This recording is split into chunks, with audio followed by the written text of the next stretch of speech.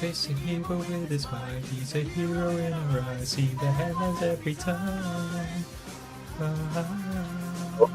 Rift. Making villains fall, webbing rivals to a halt, racing up and down the walls, bringing justice to us all. Fucking love this music. Are you cool if I react to the trailer with you? Yeah, of course. Okay. Spectacular, spectacular, Spider-Man. Spider-Man, spectacular. Also, I just got a notification on Discord saying that this is our 1 year anniversary of our friendship. Really? According to Discord. Crazy. Spider-Man.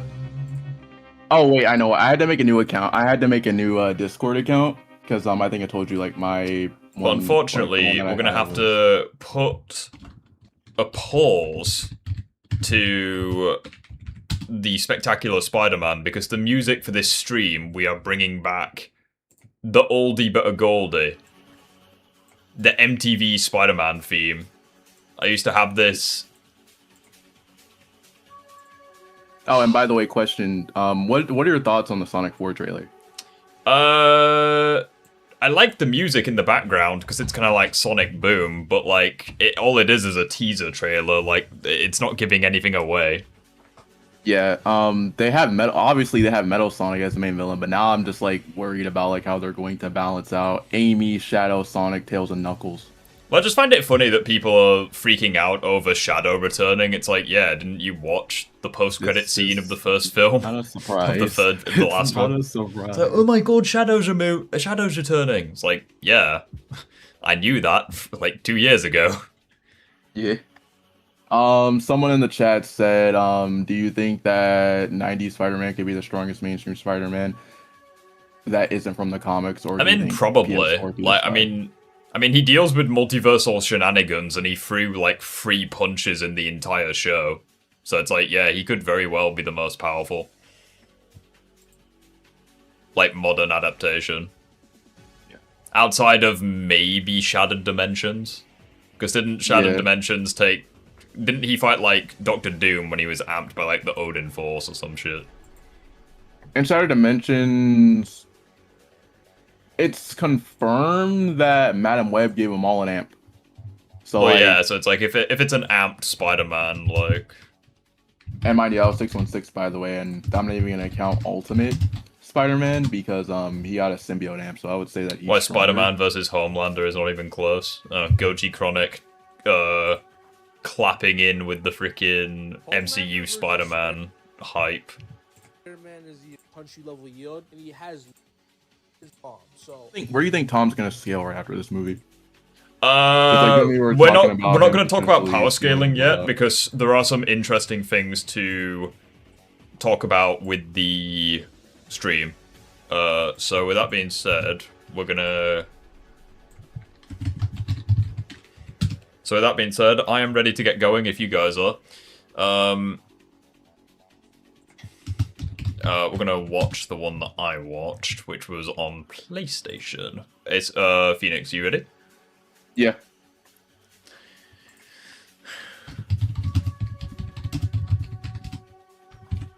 And also, hi chat, it's good to be back. To quote Whiplash, good to be back. Get off the stage, I want to see Puffer. Well, Puffer is here. He's looking forward to seeing the Inhuman Spider-Manster. If you know, you know. Wait, did Puffer also miss me? Or was he vibing? Yeah, he definitely missed you. Yeah, he definitely did, yeah.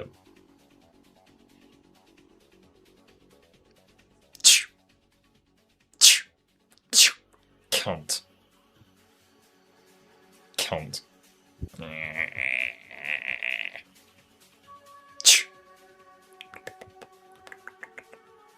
He's vibing. He's just sat on his Steam Deck playing a game. I don't know what game he's playing. Nice. Can I just point out, I really like how my thumbnails look. Like, I'm kind of like, I don't really like them when I make them, but it's like, when I actually see, like, my stream on YouTube, I actually think the thumbnails Your look quite thumbnails cool. look good. Yeah, they actually look quite cool.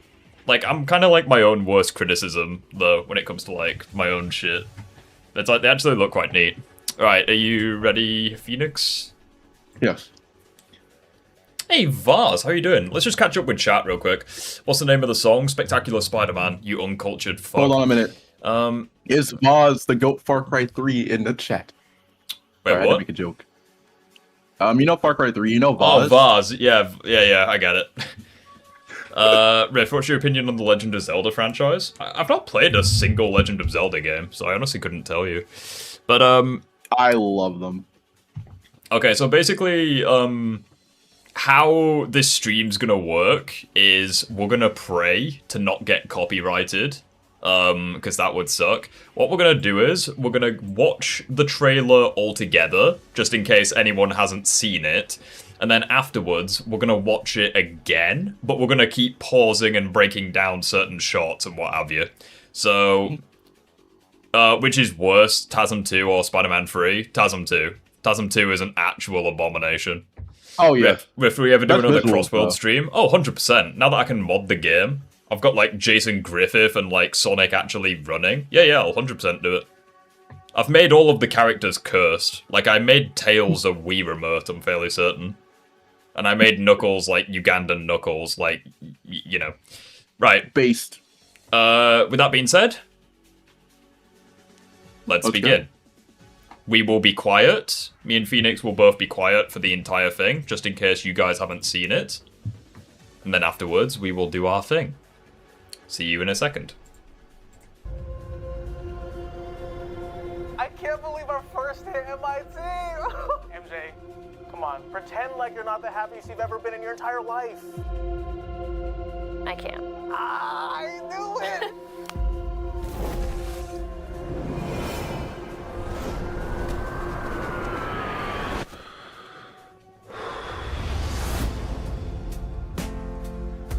Hi, my name is Peter Parker. You don't remember me, but we used to know each other. Something bad was going to happen, and the only way to stop it was to make everyone forget about me. Because I'm not just Peter Parker. I'm Spider-Man. The hell, Frank? You just hit me with a van! Quit your whimpering. Suit yourself.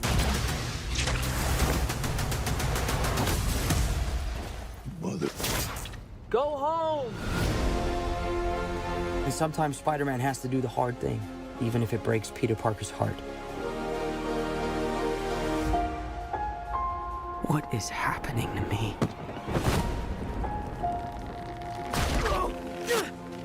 Oh, God.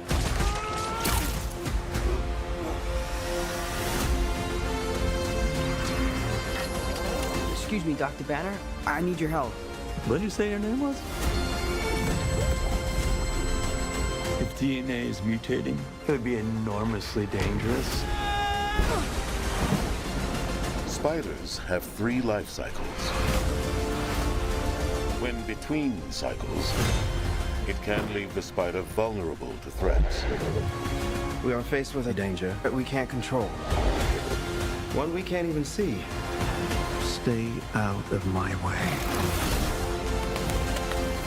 You're losing it, kid. And for those spiders who make it through, it amounts to a kind of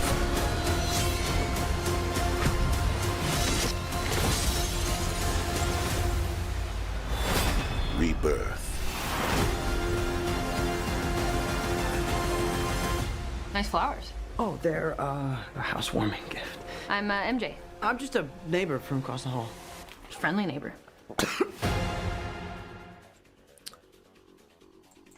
All right. Okay, so that was the Spider-Man Brand New Day trailer. Now, I personally think this looks awesome. I really do. Okay. Well, I'm gonna make a video as well, breaking down my thoughts on this. The video, I don't know when the video will be up. Hopefully tomorrow. But yeah. With that being said, let's start breaking down some shots. So, first of all, the opening shot of the trailer is pretty close to peak. Like, this looks really, really nice. I like the fact that, I would like to think that, I mean, it's probably a reference to the comic books, like, because all shots are, let's be honest. But I like how this is, like, a live-action version of the iconic Spider-Verse shot, where, like, Miles and Gwen are sat together upside down. That's the thing that I immediately thought of. This shot looks really nice, not gonna lie. Yeah. I can't believe our first day at MIT. MJ, come on, pretend like you're not the happy. Couple of things here as well. His web shooters definitely look different now. I am digging the homemade look. Not too sure how I feel about the web shooters themselves. Chat, how would you rate the web shooters out of 10? I don't like them. I prefer them to be underneath this suit, if I'm gonna be real. I mean, it makes sense for them to be over the suit. Yeah. For real. I don't know. Like, I like the homemade aspect, but they just feel like too big, too bulky. I feel like my favorite web shooters are still. Hang on. Let me just show you. Hang on. Rift, why is your stream just a rectangle? Huh? The Discord stream is a rectangle. Yeah, it's because I'm like I'm minimizing it to like show a clip. Can you see it now? Oh yeah. Yeah, it's because I minimized it. I still think that the best homemade web shooters are the TASM 1 web shooters. Like, I think that these actually look really, really nice. And obviously the TASM 2 web shooters are pretty peak. I don't know, these ones just feel too big, too bulky. Obviously he loses the web shooters later in the trailer. Now, when I first saw this, I immediately got TASM 2 vibes. I understand that this film is like 5 years after No Way Home. Do you feel old yet? But like, genuinely, you know that one photo of Andrew in the TASM 2 suit, and he's kind of like walking through the street. I'll try find you the photo that I mean. I know exactly what scene you're talking about. I'll try find you the exact scene for people who don't know. Like, I'll find you the exact image I'm referring to. Fucking this. Right, this image here, chat. Yeah. Is this or is this not basically the exact same shot? Like, I don't know. Like, I mean, the only thing that's different is the walking is the way his shoulder and the way his leg is, but like other than that, like I don't know. Like, I feel like they tried see a little replicating bit, that image, like with this pose. And also, something else we've got to point out, which you probably saw multiple times in the trailer.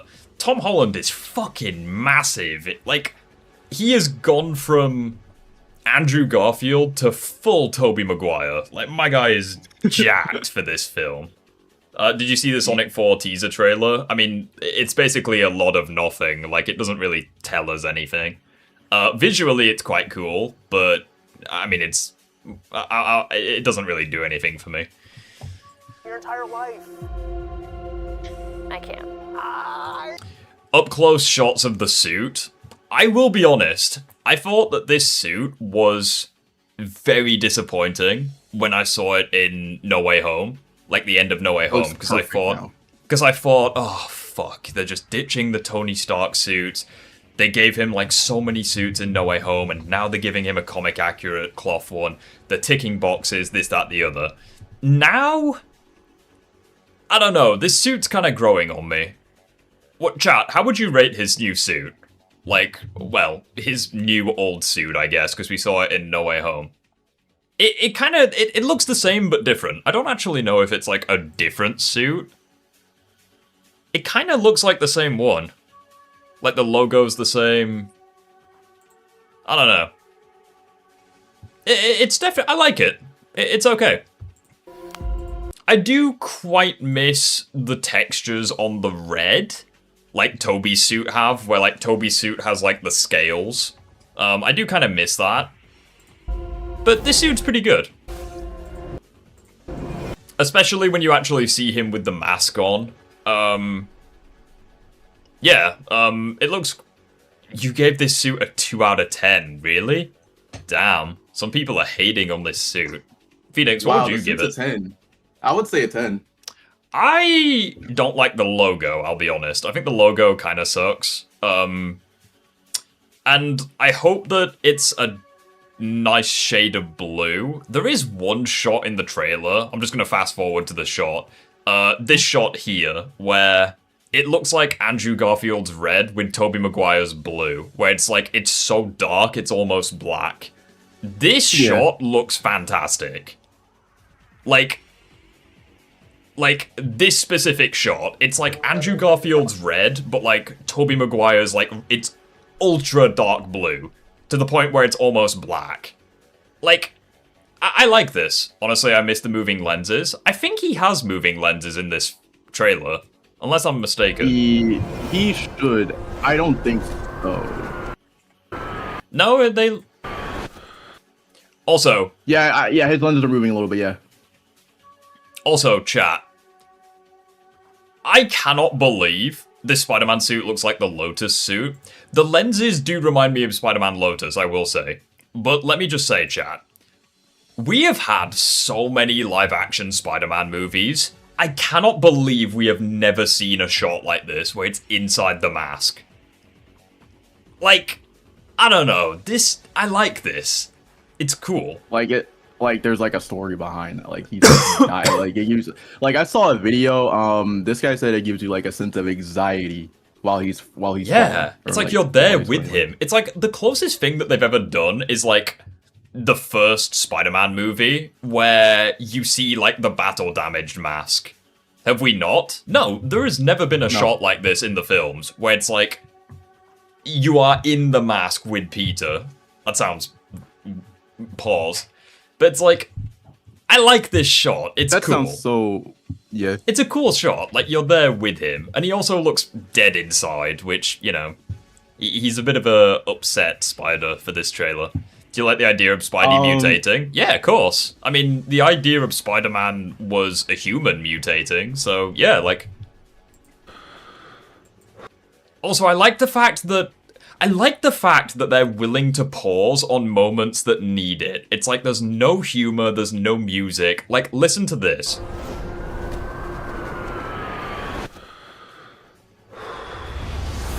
Like, it reminds me of the scene in Spider-Man 3 with the crane, where every sound is muted. You hear the heartbeat sound, you hear Toby, you hear Gwen screaming. It feels like you're right there with them.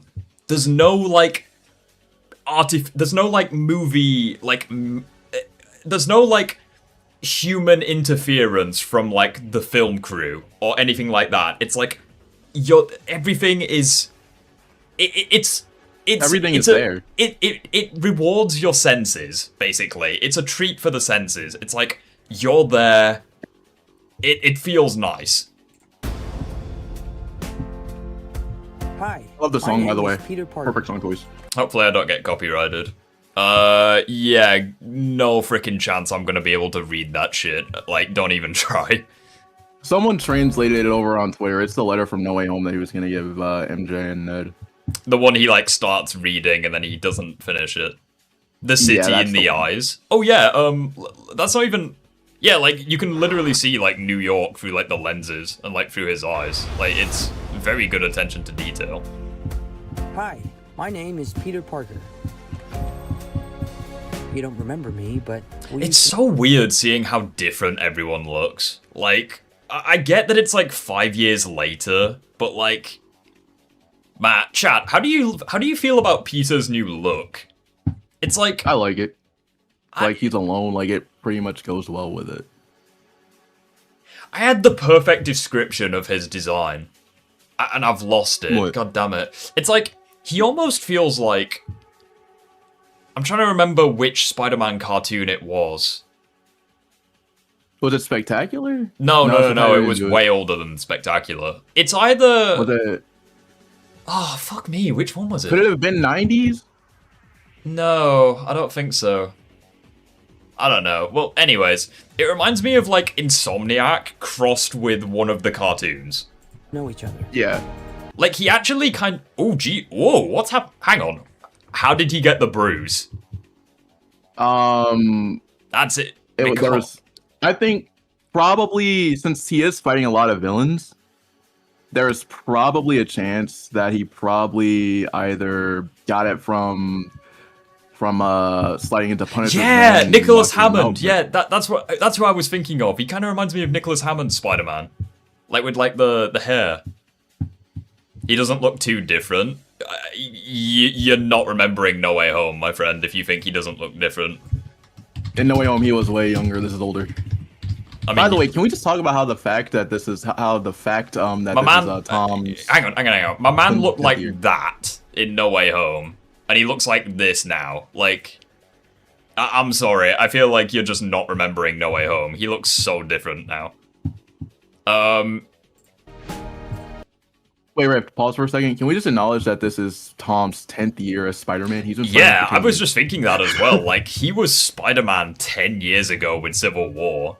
Like, he literally looks like a fetus if you look at Civil War now. It's crazy. I don't quite like the... Oh, wait, someone said that they don't like the idea of his powers changing. I would have liked it more if Peter Parker was struggling with his web shooters. I feel like we don't need that much of a struggle. I mean, we've already seen him struggle with the web shooters. We saw it in Homecoming. It's like, I actually quite like the idea of him mutating. Like, it's very, like, ambitious. And the only way to... But it's like his hair is different, and also he's way bulkier. Like, he's got, like, the Tobey Maguire build now. Stop it.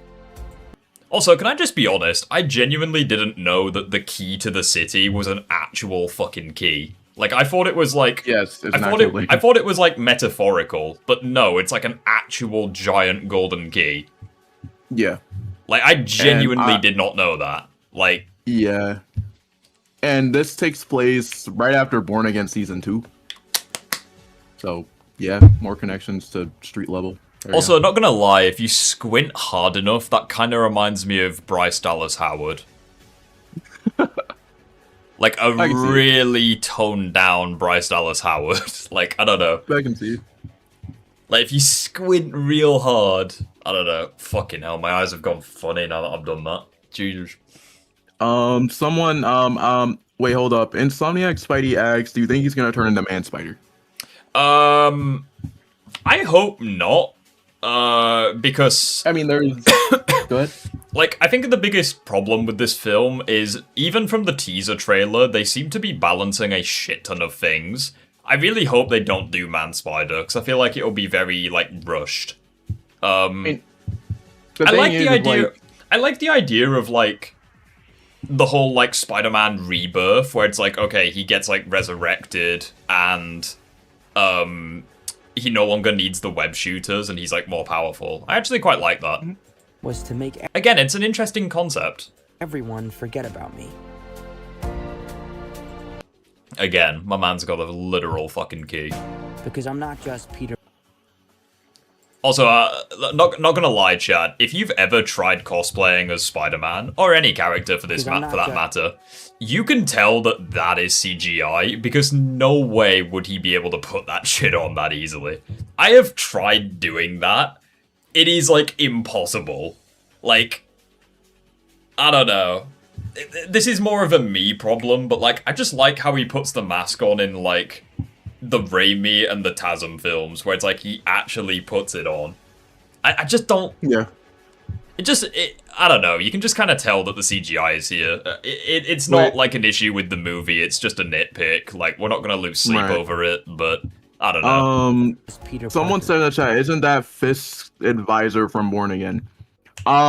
Yes, but apparently I can't really tell you what's gonna happen in season 2, because apparently that last episode Fisk gets arrested, which leads directly into. I mean, I'm judging this trailer. I have not seen Born Again. Good. Don't go watch. I was gonna say I've not seen Born Again, so I'm kind of going into this trailer without that context. So I'm Spider-Man. Hang on. Let me see if I can pause on the moment. That is... I feel like that's... TASM 2 code. Yeah, I was thinking that. It feels as... He almost does the free-falling from the TASM 1 intro. Like it's almost there. Like, there are some really good-looking shots. Spider-Man. Also... Like, you can tell it's America, because fucking look at this shit that's happening. This kind of reminds me of the PS4 game, like that one mission where you're chasing down Mr. Negative with like Sable and the armored convoy. Yeah, that's what a lot of people are saying too, is that it looks almost identical to that. Hang on, we'll get to that shot in a second, but it's like. It like that right there looks identical, because like it's he so gets hit by that in the game. It's so weird. Just like we'll talk about more of the power scaling side of things as we go along, but like it feels so weird seeing Spider-Man with like the level of strength I expect him to have. It's like if we take a look at this, hang on. It's like, my man gets knocked into the car and he basically gets right back up. Like, it feels so weird that this is the same Spider-Man that got destroyed by a regular human twice in Homecoming. Like, it feels so weird that this is the same guy. Like, the same guy who got beaten by a twat with a boxing glove is now, like... Also, I love the freaking TASM 2 reference. Like, right here. Like, where is the spider sense? It's like, ah! They're just borrowing elements from better Spider-Man stuff. I mean, that's true, and that's an issue that I do have with the trailer, because it feels very, like, No Way Home-ish. Where it's like, it does feel as though they're... I mean, you see that later on with the trailer, where they just flat out replicate... the cover of Amazing Fantasy 51 or whatever the first Spider-Man comic was. I think it was 15. No, yeah, Amazing Amazing Fantasy 15 or whatever. Now, I love. I do want to. Wait, go back. Chat, not gonna lie, I'm still gonna call him Iron Boy Jr., like, even after this film. Aside from the movie? Aside from nothing else, just to piss off the Tom Holland fanboys. Also, after this film, I'm also gonna remake the Toby versus Tom video. Yeah, there's gonna be a lot of scaling after this film. We don't want to tell you about it, but like also, we know. I talked to many people about this trailer. There's something very funny about how. Welcome back, Peter Asa, by the way. Yeah, nice. But essentially, there is a criticism about Peter in this trailer, and that's the fact he's like almost around Spider-Man PS4's like experience level. Yeah, he's still making rookie mistakes and getting like hit by things he shouldn't be hit by. Like the fact he's even,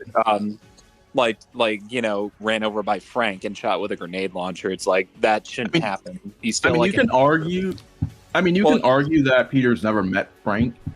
Well, no, it's implied that they met in this. They're like, "What the hell, Frank?" He clearly knows Frank Castle's name. So either he knows him by reputation, or knows him personally. Either that, or he meets Tom. He meets what's his face in the film, and then this is like their second interaction or something. Yeah, I'm so goddamn sick of people calling him that. I mean, it is what it is. Like in the earlier films, he was Iron Boy Jr. Like it is what it is. Yeah. He was also. Wait. And also another thing too that I also want to point out. There was someone talking about why on earth is Spider-Man webbing up Punisher, and why on earth does Spider-Man focus on Punisher, and why on earth basically just play the scene and we'll go over it. Punisher go. Basically, why'd you let Punisher go? Hang on. Just keeping track of things. Just keeping up with chat. Hi man, love your channel. I know you said PC is better than console, but now that Sony might stop porting games to PC, it raises a question. If I get a PC, will I miss out on those good games? I mean, you may miss out on the new ones, but it's like, there's so many that... Basically, all of the good ones have come to PC. So it's like, you're not really missing out on much.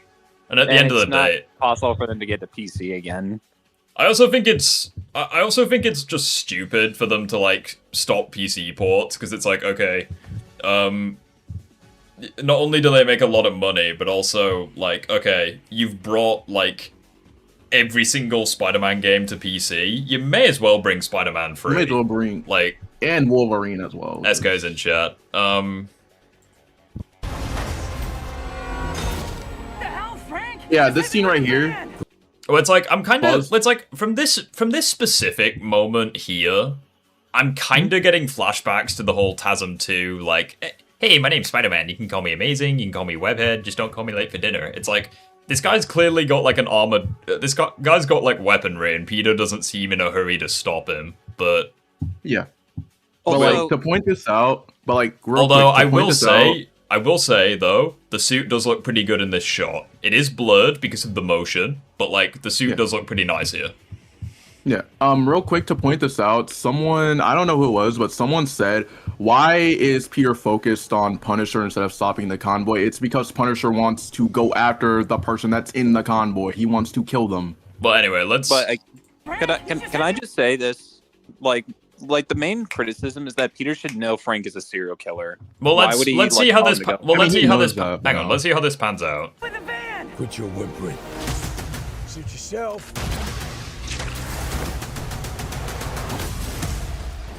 Mother. Go home. So it's like he does take out Punisher, but it's like I do think it's kind of silly that he doesn't web him to like a lamppost at least. Yeah, but the thing. I really want to go. I really do want to bring up Born Again, but SK is in here, and I hate season 1 so bad. I'm under the. My argument is that you shouldn't need like 10 other films or what have you to justify the quality of this one. So it's like I'm judging this film based on its own. Yeah. I'm judging this film on its own merits, because I think that is what you need to do. So it's like, I hate the argument of people saying, oh, the writing of this film is shit, because it's like a chapter in a arc. It's like, no, that's bullshit. It's like, counterpoint Revenge of the Sith, counterpoint Empire Strikes Back. I don't want to hear it. Every movie with the cliffhanger. Counterpoint the Twin Towers. I mean, the fucking, what's it called? The Lord of the Rings film. The Two Towers. I'm so sorry. Or Fellowship of the Ring. But anyway. Not gonna lie, this scene did make me laugh, where it's like he webs the gun and he still gets shot anyways. It's like, first of all, it's like, I like that, but at the same time, SpiderSense .exe has stopped working. It should have activated. Well, it's like you shouldn't even need that because he dodged Electro's attacks. Go home. Well, that's what I mean, where it's like... He doesn't seem... Well, that's what I mean. It feels as though this is not Spider-Man. It feels like this is a guy in a red and blue costume who does whatever the writers need him to do. It's like... I don't know, like, you go from dodging electricity to getting hit by a gun. It's like, I don't know. And sometimes Spider-Man has to do the hard thing, even if it breaks Peter Parker's heart. Pause that right there. Go back, pause that right there. I know exactly what you're gonna say, because we said it. It's like... Yeah. It's like, hang on. Even if it For everybody that hates this character and have read the comics. But it's like... That's an insanely cynical way to look at it. I mean, tell me I'm wrong. It's like, like, MCU Spider-Man... Like, are you serious? Like, look at Civil War, right? Peter goes from 1v2ing Falcon and Winter Soldier, and then we go into Homecoming, he loses to a regular human with a glove, not once but twice. It's like, unironically tell me that his power goes up and down like fucking tsunami waves. Like, it literally is true. Like, MCU Spider-Man is not a consistent character. He exists for whatever the plot needs him to do. It's like, in No Way Home, they had to retcon his entire origin and give him the whole, with great power comes great responsibility, even though he already had that in Civil War. He is not a character, he is a plot device. He is a McMuffin, as Mauler calls them. Like... Well, I would just simply say, like, the biggest problem with MCU Spider-Man comes from the simple fact that they want to have their cake and eat it too. They want to, like, have them be irresponsible without learning, while keeping the responsibility lesson, but they messed it up so bad they had to redo it. Like, fucking guy goes from surviving hits from Thanos in Infinity War to getting knocked around by bullets in Far From Home. Like... Yeah, and a train. I mean... Yeah, like, he literally is a plot device. Like, MCU Spider-Man is not a consistent character. And it's like, I hate the idea of, oh, he's gonna be good in this film. It's like, oh wow, he needed like 7 film appearances to become good. Wait, someone in the chat said, someone in the chat said, is it confirmed that it's actually Paul? We don't know, but we don't know, but from... Well, I mean, the first time me and Phoenix watched this, we thought he was Flash. Like yeah, and after that, both me and Phoenix genuinely thought this was Flash. But Asafe pointed out that it isn't. But imagine if it was, though. Like, oh, the amount of people that are gonna freak out. Also, can I just... There's something about this that I was talking to Comic Legend and SK about, but the fact that Peter's still obsessed with MJ and Ned after 4 years, because this takes place 4 years after No Way Home, like, you can see that he kind of... this takes place 4 years after No Way Home? Yes. Yes. I call bullshit. He's in his college years. It does. The whole point of No Way Home was getting into college, and now they're in college in Brand New Day. Like, I do not... Like... Well, no, in No Way Home, in No Way Home, it was them trying to get into. It was Peter. It's like removing their memory of him. Well, how does the education system work in America? Because it's like, for me, like, you have high school, which is like up to 16. Then you have college, which is 17 to 18. And then you have university, which is like 18 into your 20s. So it's like, I feel like our version of university is your version of college. That's what I think. Here it's elementary school, then middle school, then high school, then college. Then college. How old do you have to be for middle school? You have to be 11 to, I want to say 14. Yeah. Okay, what about high school? 14 to... High school, 18. For high school, it's... And for high school, Yeah, private school. It's okay. the one I went to. So college for you 15. guys is like university for us. Okay, that makes more sense. It's like college for us is like the final years of high school for you. That makes more sense. Yeah, but just to give you perspective, Rift, when Peter was 17, he was 17 to 18 in No Way Home. He should be around 21 to 22 in this film. I mean, if that is the case, I think it is kind of silly that he is still obsessed with them. But like at the end of the day, like, how could you not like? Well, the whole point of No Way Home's ending, you see that he's about to tell them that he is Spider-Man with the letter, but he still has it and he's still thinking about it. Well, I mean, he still has the letter, but it's like the point I'm making, right? Is like even if it does take place years later, it's like I feel like he would still be thinking about them, considering this was like a massive moment in his life. And I don't disagree. Yeah. I think that it's still weird that he's kept the letter and that he's still hellbent on telling them, even though he's held off on it for 4 years. Like, what if we got Black Cat in this instead of MJ? Or like Gwen, or like, fuck it. Or even, I would love to have Carly Cooper. Or even like Betty Brant. Like if he got a job at the Bugle and like Betty was also there, because I know that Betty was in like Homecoming and stuff. Well, another thing to consider is that if MJ and Ned don't get their memories back, this is kind of weird. Well, I wouldn't even say weird. Say it's bad, because think of it like this. You remember how you said it, Guardians of the Galaxy?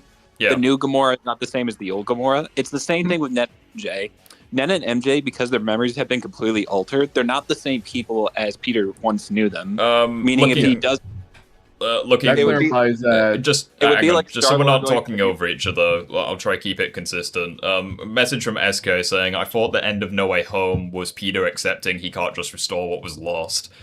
I mean, I guess, but like at the same time, I feel like he would still have this on his mind. It's like kind of like in Spider-Man 2, like the Raimi film, where it's like the end of Spider-Man 1, it's like he friend-zoned MJ. He was like, nah, fuck this, I'm gonna be Spider-Man my whole life. And then cut to Spider-Man 2, it's like he loves MJ still. He kind of hates being Spider-Man now. It's like, I don't think it's too hard to believe. But like, I don't know. I think it's fair that the thing that I find hard to believe is like, okay, none of these guys remember who this guy is, right? So why are they inviting him to their parties? That's the thing that I find hard to believe. Well, it's even stated they don't know who he is, that he's quote unquote a neighbor from next door. Yeah, it's like they've just invited this random fuck round to their party, and like no one remembers who he is. He could be freaking Ghostface. Like, you never know. He could be a freaking serial killer. He could be a stalker. Yeah. Like, what? That's the thing I find hard to believe. It's like, if no one knows who Peter is anymore, why are they inviting him round to their place? Especially since it's implied, like, at the end of the trailer, like, they just don't know who this guy is. It's like, I don't know. If Peter was to move on from telling them everything, then we'd be brought back to the same place No Way Home left in. I mean, I guess, but... I'm here. He's their neighbor, it's a housewarming party. I mean, yeah, but, like, if your neighbor was, like, a suicide bomber, it's like, you wouldn't invite them, would you? It's like... Well, again, it's like they had the opportunity to introduce Black Cat of all characters into the MCU. Like, imagine if we got a first live-action look at Black Cat.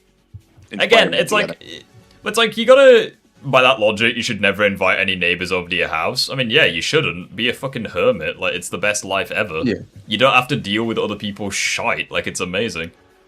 But it's like, obviously, like, when the film comes out, obviously they could give, like, a good reason for them to invite him. It's like, I'm just kind of spitballing, but we're gonna have to wait for the film to come out, like...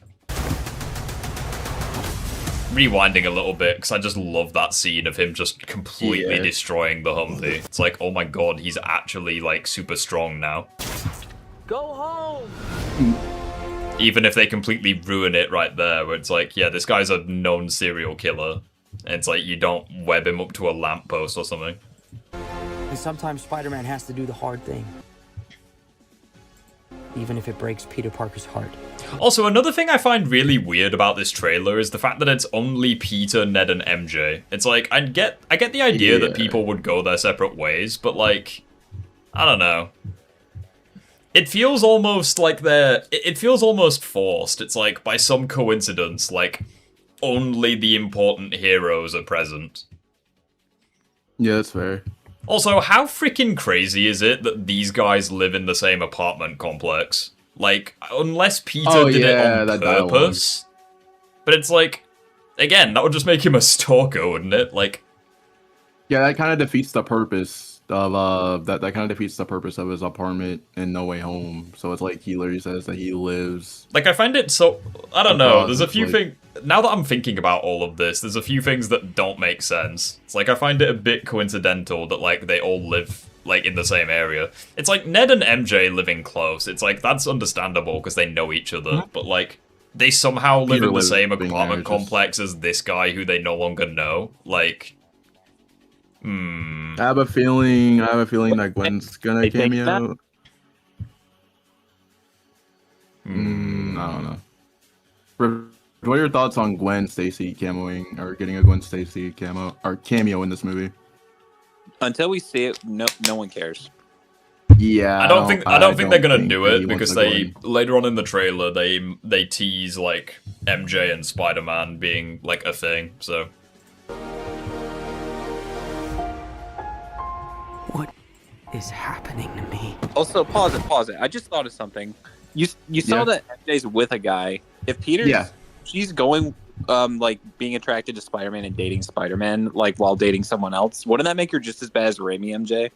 Well, no, but it's like I've watched a lot of 90s Superman right now. It's like that's the vibe I'm getting. It's like she has a crush on the superhero, but she dates like Lois. But it's like Lois Lane in like the 90s show. It's like she loves Superman, but she's dating Lex Luthor. Like it's so like I don't know. In season 1 at least. I would also like to point out that Patty did the exact same thing in the CW Flash. I think season 2. Yeah, I really what do you guys think the post-credit scene will be? Fucking throw a dart, could be anything. I don't know. Could be anything. Like I genuinely don't even want to open that can of worms. Yeah. But yeah, this is. Yeah, this is. If you weren't convinced before that this man is fucking jacked in this film, like he now has the Tobey Maguire build.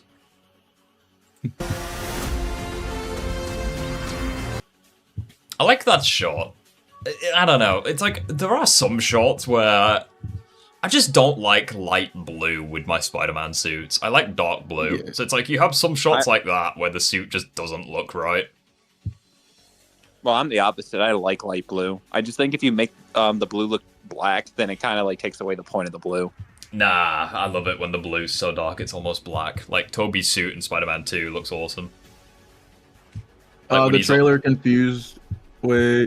confused me whether or not Bruce knows his identity. I feel like he 100% knows.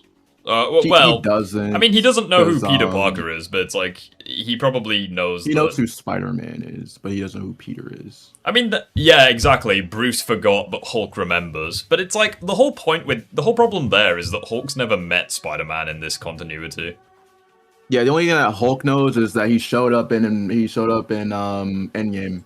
It's like Hulk doesn't even know shit about Spider-Man. Also, would that be irrelevant considering, like, you know, he's Professor Hulk when he knows about Peter's identity? I feel like they're gonna do Savage Hulk in this film. It's like, it's like, but again, like that's. It's like they wouldn't tease the whole mind control thing and not like.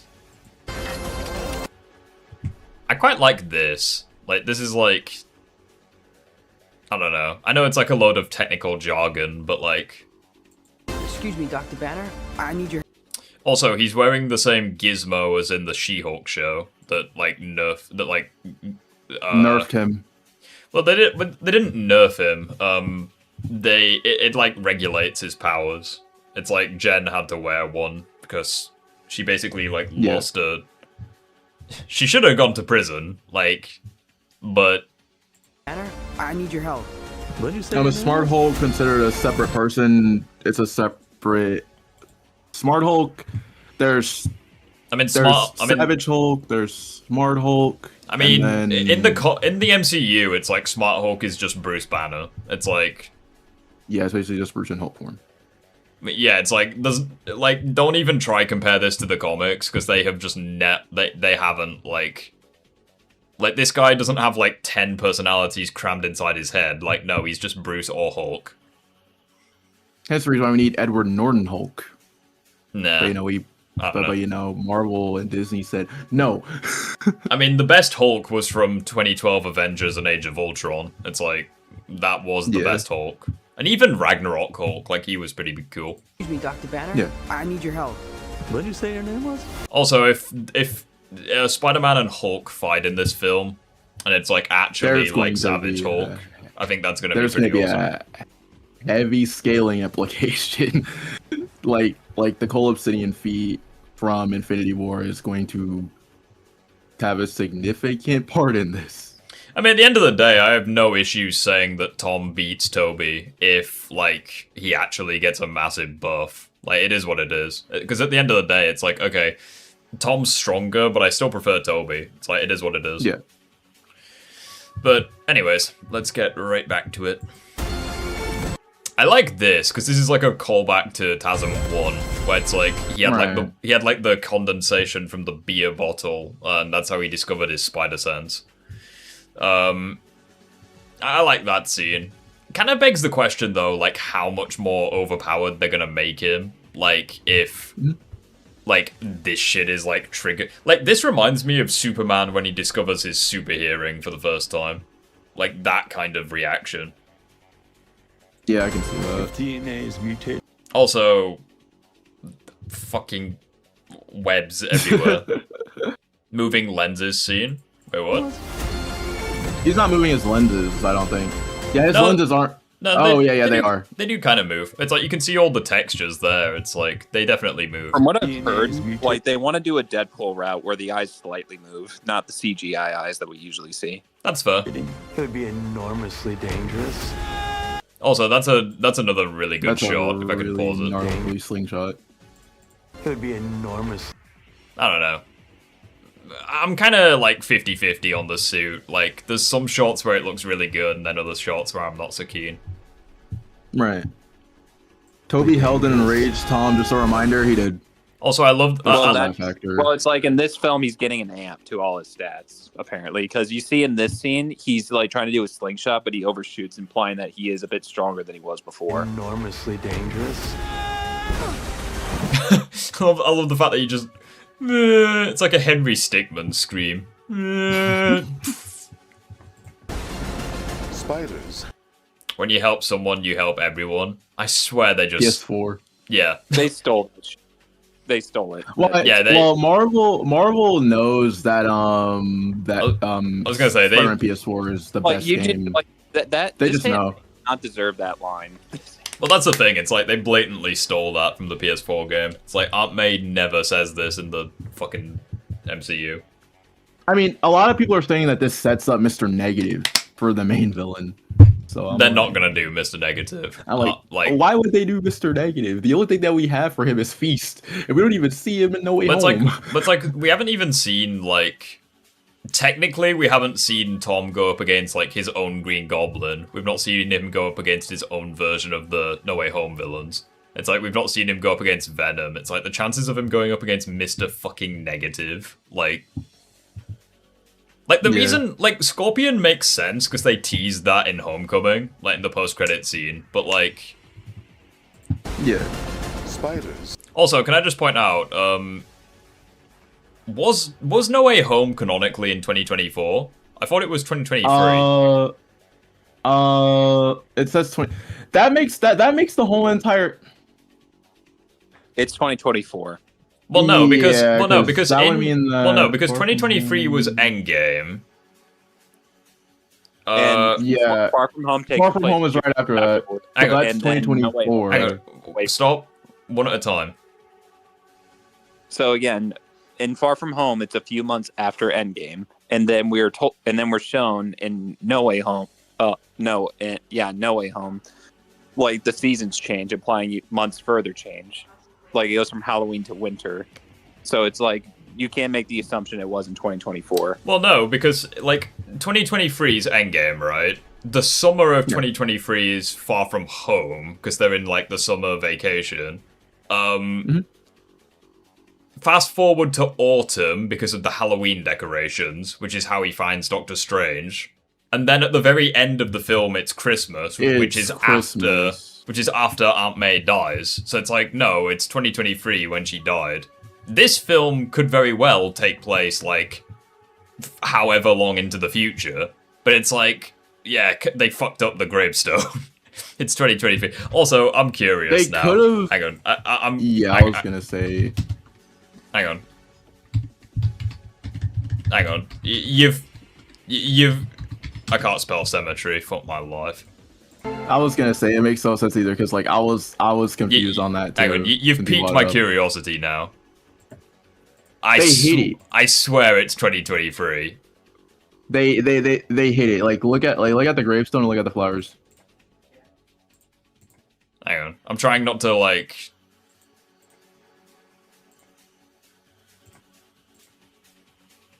No Way Home. No Way Home takes place in 2024. I swear it's 2023, or like the very end of 2023. I don't know. Maybe I'm just looking too deeply into this. This isn't the first time we've seen a time like inaccuracies. Like look at Homecoming 8 years later after. Homecoming has a lot of. The only thing that would make sense to me is if like between Doctor Strange casting the final spell and the end of No Way Home, that's like an entire year almost. It's like, that's the only way it would make sense to me, but anyway. Yeah. Spiders have 3 life cycles. Pause right there. I know who that is. Cycles. Okay. That is Jean Grey. That is Jean Grey. Life cycle. How can you be sure that's Jean Grey? There was a leaked set photo of Sadie Sink wearing the exact same green jacket. So you think this is Jean Grey? Yes. Does this look like a prison to you? There are cameras everywhere and it's in a glass. Yeah, it looks like one of those rooms that you see in Mission Impossible that like are designed for like espionage. I mean, Phoenix thinks that it's Jean Grey. I hope that it isn't, because that would just be even more random shit to add to the pile. My reasoning for why I think it's Jean Grey is truly because a lot of people have been speculating Sadie Sink's character, and it's gone through like so many different people are saying that's Typhoid Mary. People are saying that. People are also saying that's Jean Grey, and I'm like, I'm gonna go ahead and say it's Jean Grey because of a set photo of Sadie Sink, where like it's all covered up, but half of the hoodie is green. The only way that I think that would make sense is if the X gene was what caused Peter to mutate, but I think that that's just contradicted by the film. And on top of that, and on top of that, like another thing too that I also want to mention is. Something else. It's just keep playing the trailer and I'll explain as you go. But it's like, I'm just gonna be completely honest. I feel like it would be a wasted opportunity to include the X-Men because we already have so much shit in the film. And they even confirm in the film that they even confirm in the trailer that it's not like Peter's mutation is because of like the spider that bit him. It's not like due to like other shit.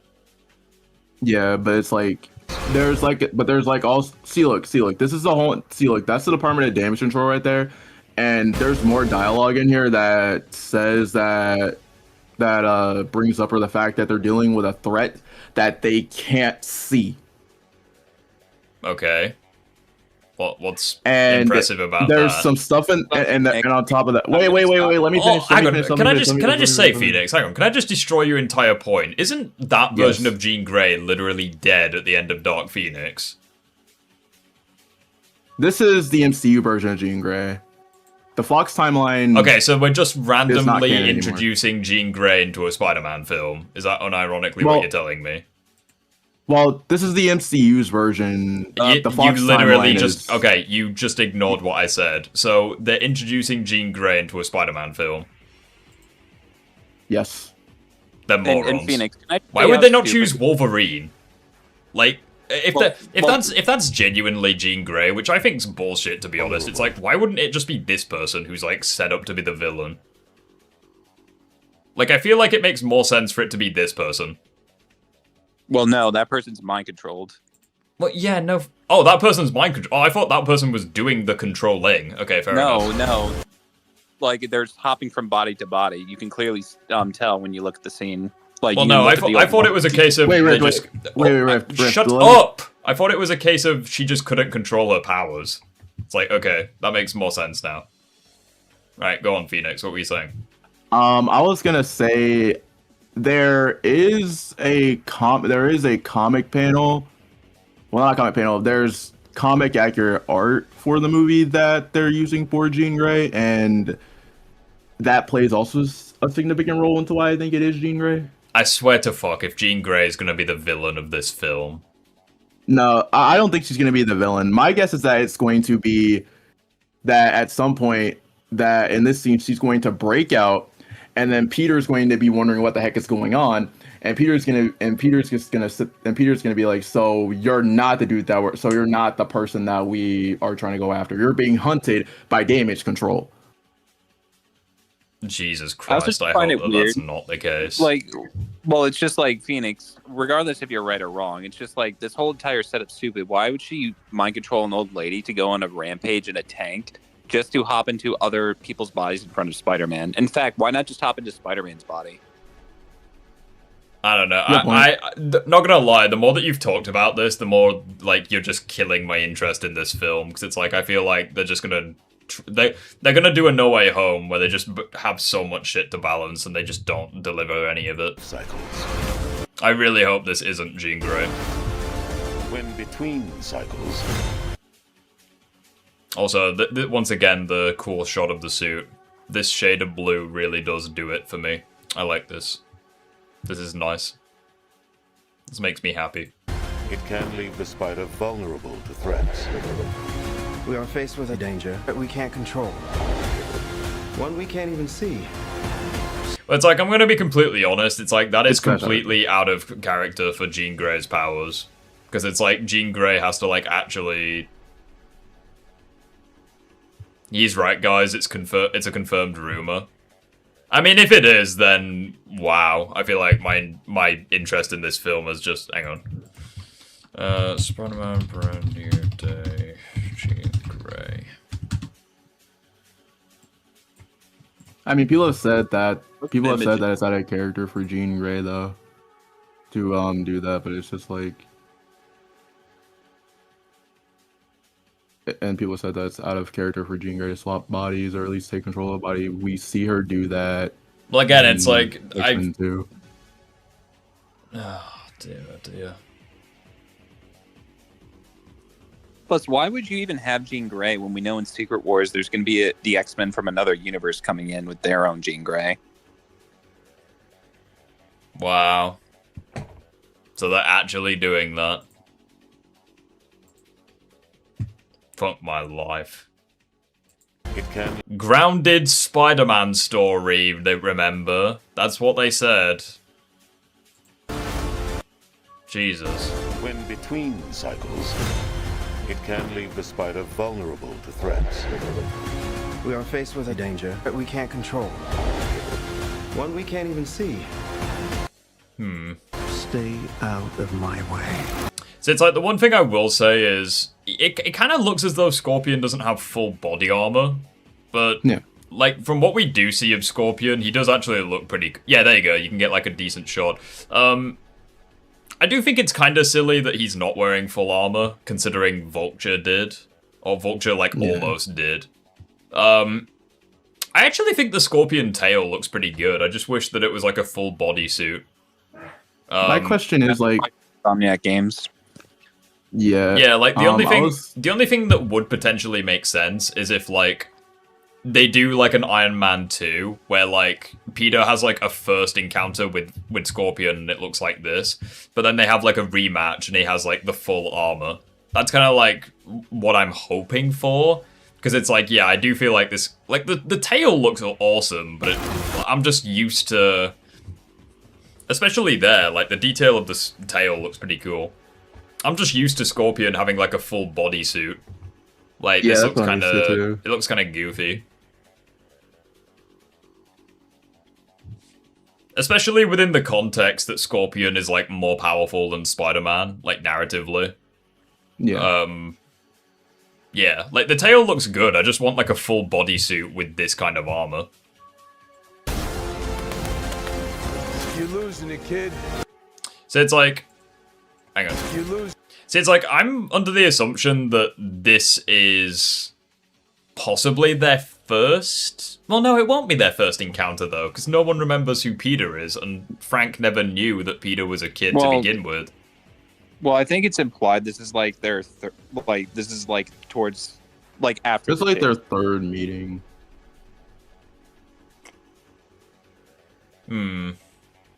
Also, can I just mention, they say that some of the scenes in this trailer aren't real. Like at the very end, when you see chops of like him going after the hand on the rooftop, that's not going to be in the film. And I kind of agree with other people. They're saying this trailer is supposed to make you hype for things that probably aren't in the film. Because I'm trying to like, hang on.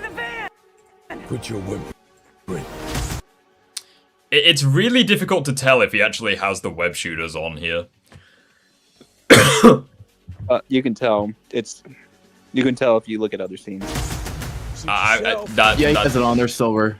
I saw silver. Hang on. We'll try pause on that specific clip. I feel like he does have them on, but I just want to get like a good... Yeah, he does have them on. So it's like... Yeah, so what I was thinking is like... Imagine if like he takes on Frank. Like this is like their second encounter, possibly. Like he takes on Frank, he's got the web shooters. But then because of his powers mutating, he becomes less effective. And that's when he's like, you're losing it, kid. Because it's like he's in the process of like mutating. You're losing it, kid. Also, this is the shot that I thought, like, chat. It looks CGI. Well, it no, looks, no, it looks made with AI. Well, yeah, the first time I saw this shot, I genuinely thought it was AI. Like, chat, what do you think? Is this AI or is it real? Like, be honest. Like, I genuinely thought this was AI when I first saw this. I generally thought that too. Is Well, it doesn't even look like is he's it looking. AI? Yes or no? Like in chat, I want to see like the yeses and the nos. Like, what do you guys think? Like, it's like he's built like Tobey Maguire, yet he's built like me in this shot. Like, where did his muscle where did his muscle mass go?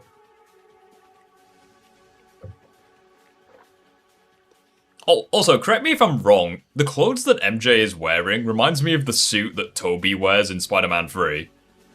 Yeah. Like, you know what suit I'm That referring looks to, like- right? Like, when he looks goes to, like, big on MJ's play. Well, it's just Beast like, look at the arms. Like, they don't look was like in. they're in there. I Yeah. want to say it's giving the parade from Spider-Man 1. That's what the scene reminds me of. But like, Hogwarts clothing, I know, right?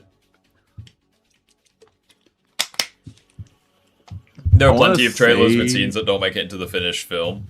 Yeah, and that's bullshit too, because we should have had Hulk in Infinity War.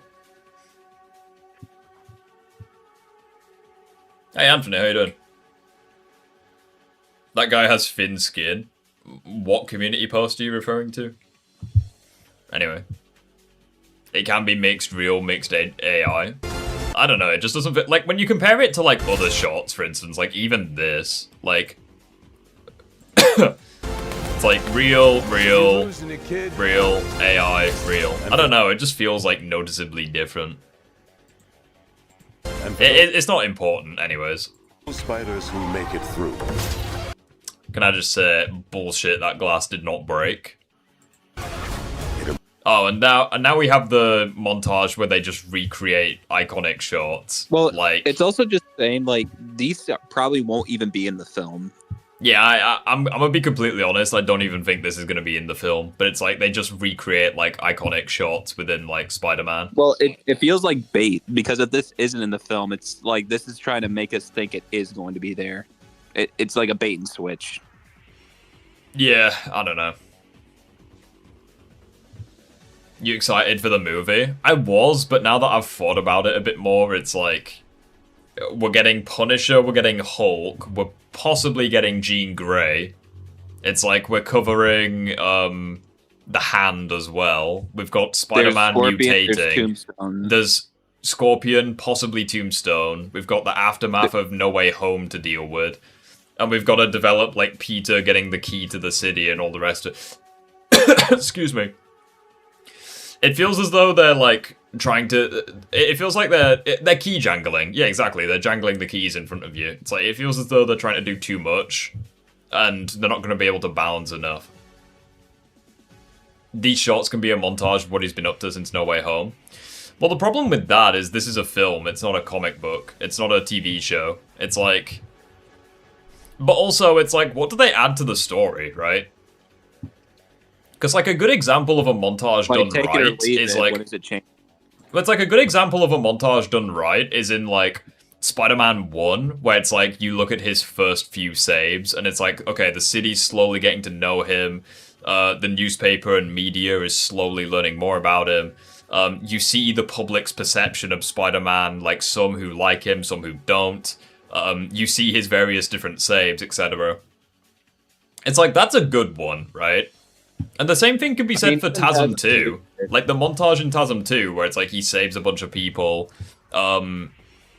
that's, like, even too far TASM in... But it's like, everyone loves Peter in TASM 2, but, like, the point is that with those montages, they actually served, like... They served a point, like, developing the story. But it's like... There's a narrative purpose behind it. But it's like watching Peter just be like, oh yeah, I'm Spider-Man. This is what I've been doing. Like, and it just shows, like, this shit. It's like, it just feels hollow, you know? Well, just compare it to the Spider-Verse films. Like, we see Peter B and, like, Miles get their montages, but the reason they work is because, like, one, it's just more of a recap of, like, you're getting introduced to these characters for the first time. And that's kind of like what they did in I mean. Fantastic Four First Steps, introducing the Four with montage of various villains and saves. That's suddenly bad now. I mean, I would argue it's not bad. Well, it's like it's not needed here. Well, it's like I would argue it's filler if it doesn't like develop the film or the story. Like, that's what I would say.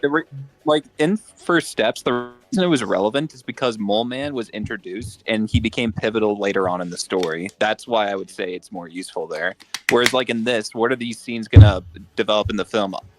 If Tarantula and Boomerang show up later, then yeah, that's good. But like just the idea that they're hinting them for later, that'd be nice. But if this is their only showing, then it's filler.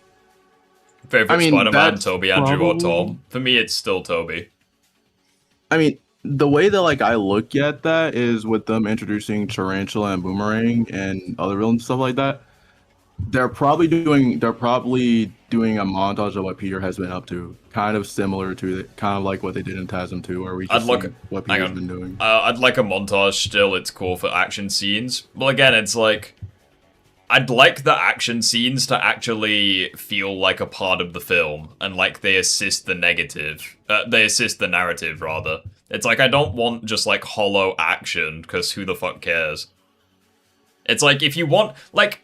We're at the point in society where if you want hollow action, just use AI and make a hollow fight scene. It's like, for a multi-billion-dollar movie, or like multi-million-dollar movie, I want the action to actually serve a point. Oh wait, did you guys already make it to the? Oh wait, no, you guys haven't made it to that scene yet. But it's like these shorts. What the fuck are you on about? You're watching it with us in real time, you dick. What are you saying? Ooh, have you guys reached the point? It's like you're watching it with us, you melon.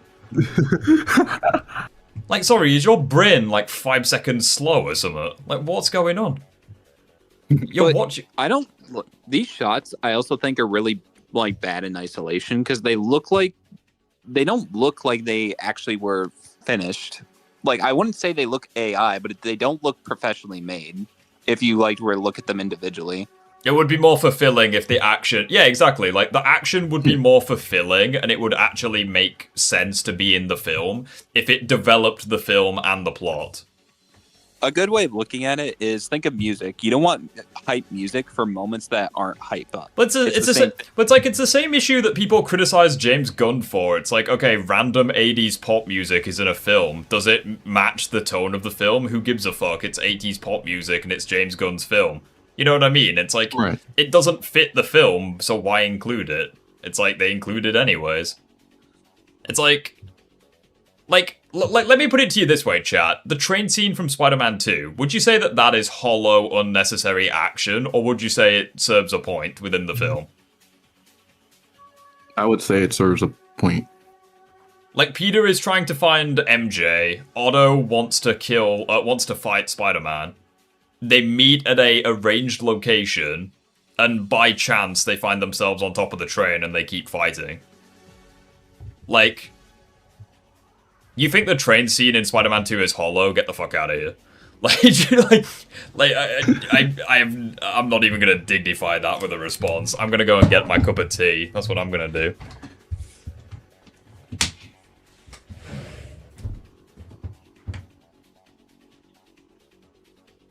But yeah, so, Ace, how you been? How have you been? Ace?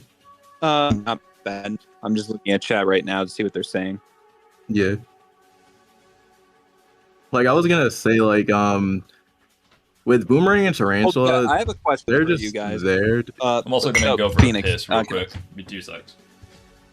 Yeah, but I want to ask Shaq something. When it comes to the story of Spider-Man, do you really think that we need to, like, know everything about, like, say, Spider-Man for it to be good? Because, like, why do we need to know what Peter's been up to? And, like, if these shots are even in the film, like, to the same degree, why do we need to see Uncle Ben's death again? Like, even if it's just a brief moment, it's like, what does it serve other than just to inform us what's going to happen?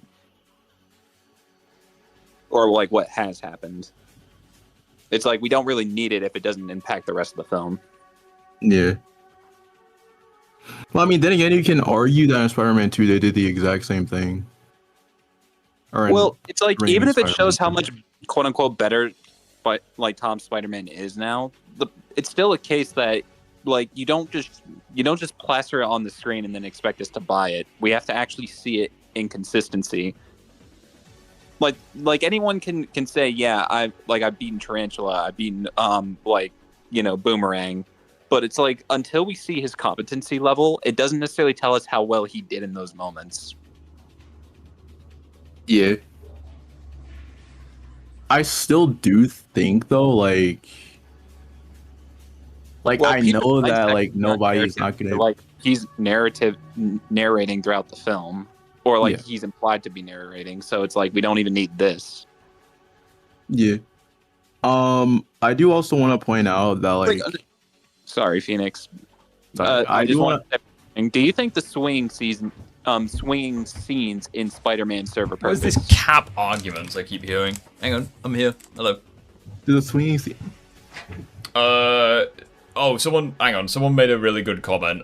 Do you think the fight scene between Batman and Superman in BVS is filler or hollow? Yes, it is, because Superman should have 100% put up a better argument against Batman. He should have held him in place. Yeah, it's like that was the most unnecessary fight scene of all time, scene. and it was, like, hyped up as the main fight of the film. Like, BVS is bullshit. Like that fight was just so pointless because all Superman had to do was explain to Batman and say, "Hey, Lex Luthor has my mom. Can you help me? He's trying to tell us to fight." He grabs Batman. Batman can't do anything, and it's like, Batman's motivation for fighting Superman makes no sense either. It's hollow because the reasoning makes no sense. Yeah. Hang on, just keeping up with chat. Wait, it's just so we could get more of a grasp of who he is now. Well, the problem with that is, like, taking a look in these shots, it's like, it would make more sense if there was, like, no-named villains. Like, if these shots were just, like, him, like, sorting out bank fights and shit. But it's like, there's Boomerang here. It's like, there's Tarantula. That's Tarantula, right? Or is that Blood Spider? That's Tarantula. That's Tarantula. Yeah, it's like... it was Blood Spider. Yeah, so it's like, unless they're unironically gonna be like, oh, hey guys, I'm Peter Parker, and they're just gonna gloss over all of these characters and just Peter just like one-shotting them, and he's like, oh yeah, I'm actually a competent hero now. I was a complete retard the last time you saw me, but now look at me, I can kill all of these amazing characters that no one knows except the comic book fans. It's like, I just feel like if they did that, that would be disrespectful. Well, a good way of looking at it is look at the Spider-Man PS4 game. We see in the very beginning of the game that there's newspapers on Peter's villains. But the reason that works is because we're going to see them later, and there's no unnecessary like scene of him beating them on screen, and then we never see them again in the game. Like, imagine if we see all those newspapers and we encounter none of those villains. Well, not even that. I think the reason it makes sense in that universe is because it's established to be like a Spider-Man with 8 years of experience. These guys, this Spider-Man has 7 years of experience now. Ravine, these guys are D-listers. Do you think Boomerang and Tarantula can carry a film? If they can't carry a film, why are they in the film?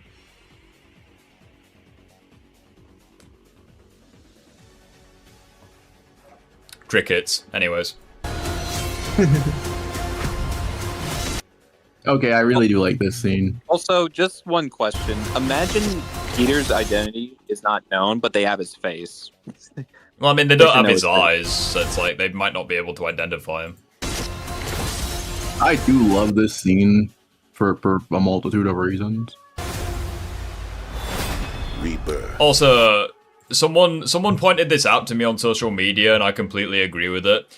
Some characters are 100% cut out here because those guys. I saw that too. Because those guys aren't even looking at Spider-Man. They're doing a No Way Home again.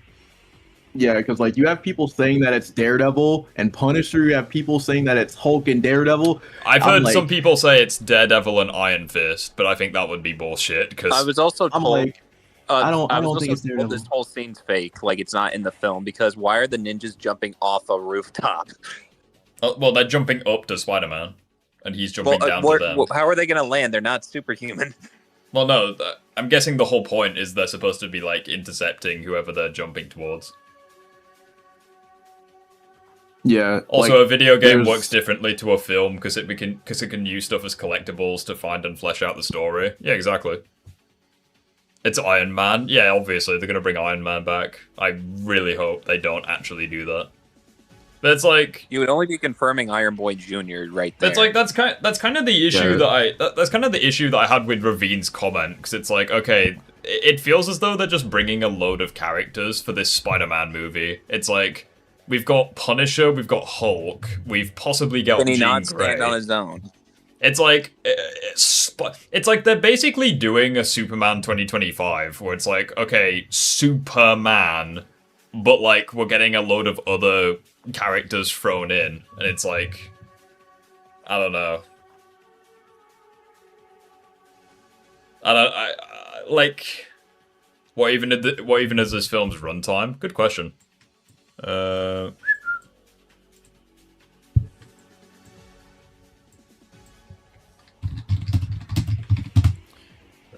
Brand new day, Spider-Man runtime.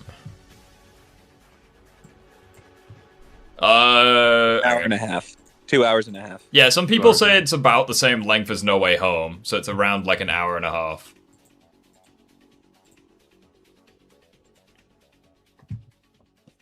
Why can't Spider-Man have his own movie without any other heroes stealing the spotlight? Because again, MCU Spider-Man isn't a character, he's a plot device. Like, we're going to hope that this movie changes that. It's like, again, like, I'm genuinely... It's like, it is what it is. It's like, they're only using a Spider-Man film so they can develop Punisher. So they can develop Hulk. Like, it is what it is. It's like, Spider-Man is just all over the fucking place. Well, I mean, you could argue that... But it's like, I just find it so funny where people were like, oh wow, it's like the Tom Holland fanboys were like, oh wow, we're actually getting a grounded Spider-Man film. And it cuts to this film and it's like, okay, we've got like it's just not grounded. Yeah, like Here's my only thing for... It's all grounded. Like if you want a perfect, if you want a perfect Spider-Man film that's grounded, look at Spider-Man 1. That film is like grounded, literally. Who wins in a fight, Diamond Head or Wrath? Diamond Head. Well, it's like you can even argue Spider-Man 2's grounded, except maybe the ending with the reactor, but that's it.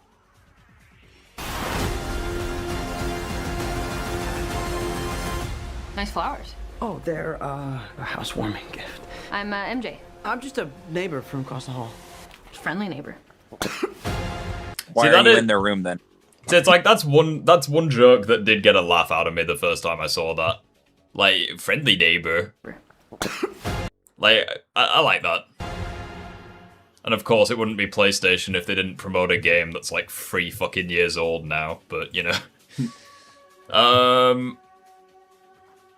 Man. Like, here's my question, Riff. Do you think that this movie could redeem all of that? Like, do you think it could redeem? I don't think it's gonna redeem not being him. Spider-Boy. But it's like, I don't think they're gonna fix him.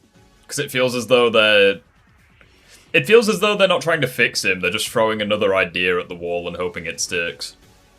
Because again, it's like Spider-Man, it's like, looking at all of the Spider-Man films, it's like Homecoming. He has to learn to not be the next Iron Man, but to be his own character. No Way Home. He has to learn to not be the next Iron Man, but to be his own character. No Way Home.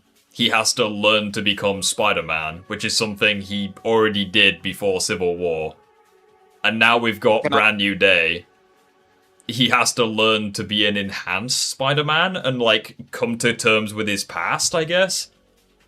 Can I just say something? What would fix I'm gonna be... Chat, what do you guys think about this? I've got the perfect analogy. Chat, I've actually got the perfect analogy. MCU Spider-Man feels like Shadow the Hedgehog. They're unwilling to do anything new to him, so they just keep coming back to the past. With No Way Home, with Far From Home and Homecoming, it's back to Iron Man. They don't develop anything new for Peter, they keep coming back to Iron Man. With No Way Home, it's back to the fan service characters you love.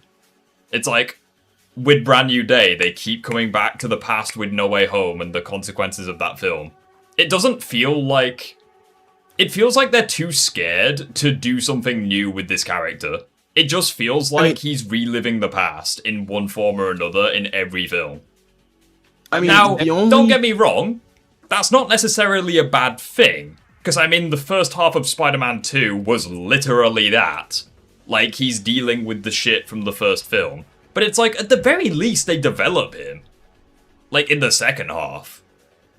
Like, I don't know. Like... Well, I was just about to say this. It's like, even if you do something new, it's not guaranteed to work. Like, look at Spider-Man 2 from Insomniac. It's like, yeah, that's not as great as we all wanted it to be. But it's like, at least they push something different. But it's like this, it doesn't seem like they're doing that. Like, the only way that, like, I truly think that this movie can redeem him is, one, we have him, like, strictly being Spider-Man. It's not like it's pretty much the parallel to Spider-Man 2. Well, I'm just going to say this. The problem with Tom Holland's Spider-Man is that he doesn't truly have any guilt over his actions. He doesn't seem to understand that, yeah, he's at fault for what happened in the past films. Like, yeah, like Vulture getting away, his fault. Like the fact that Vulture would have still gotten away if Liz wasn't, Vulture's dad. Beck was got Edith because he was a moron.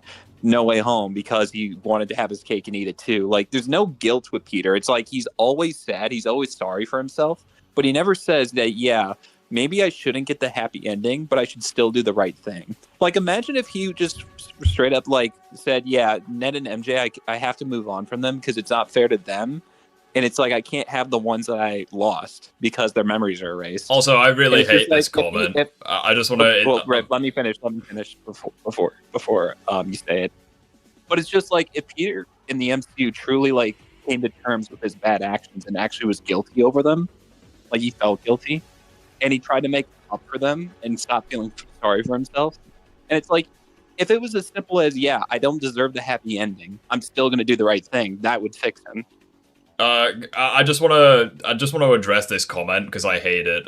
He said that Shadow's character arc is already complete. I don't know where you take his character afterwards. Okay, so by your logic, we should never have sequels. It's like, okay, the character arc is done. The end. It's like, okay, so by that logic, sequels are bad. Inherently. It's like, no, you can develop characters beyond their character arc. It's like, take a look at fucking Spider-Man. He's like the core example. It's like, okay, he has his character arc, he becomes Spider-Man. It's like, you can develop him after that. The same thing can be said for Batman as well.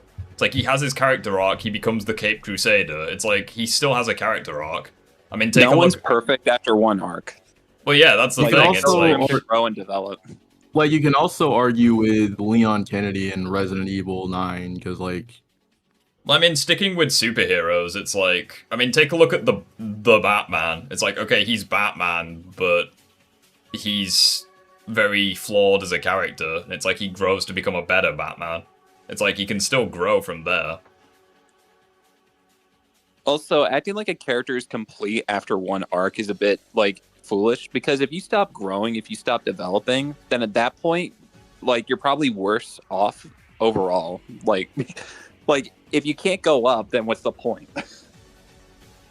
Shadow's core motivation and problems are done. Okay, so why do they keep coming back to it then? It's like his core problems and motivations were done back in Shadow 05. It's like, why are we coming back to it, like, fucking nearly 20 years later with Shadow Gens?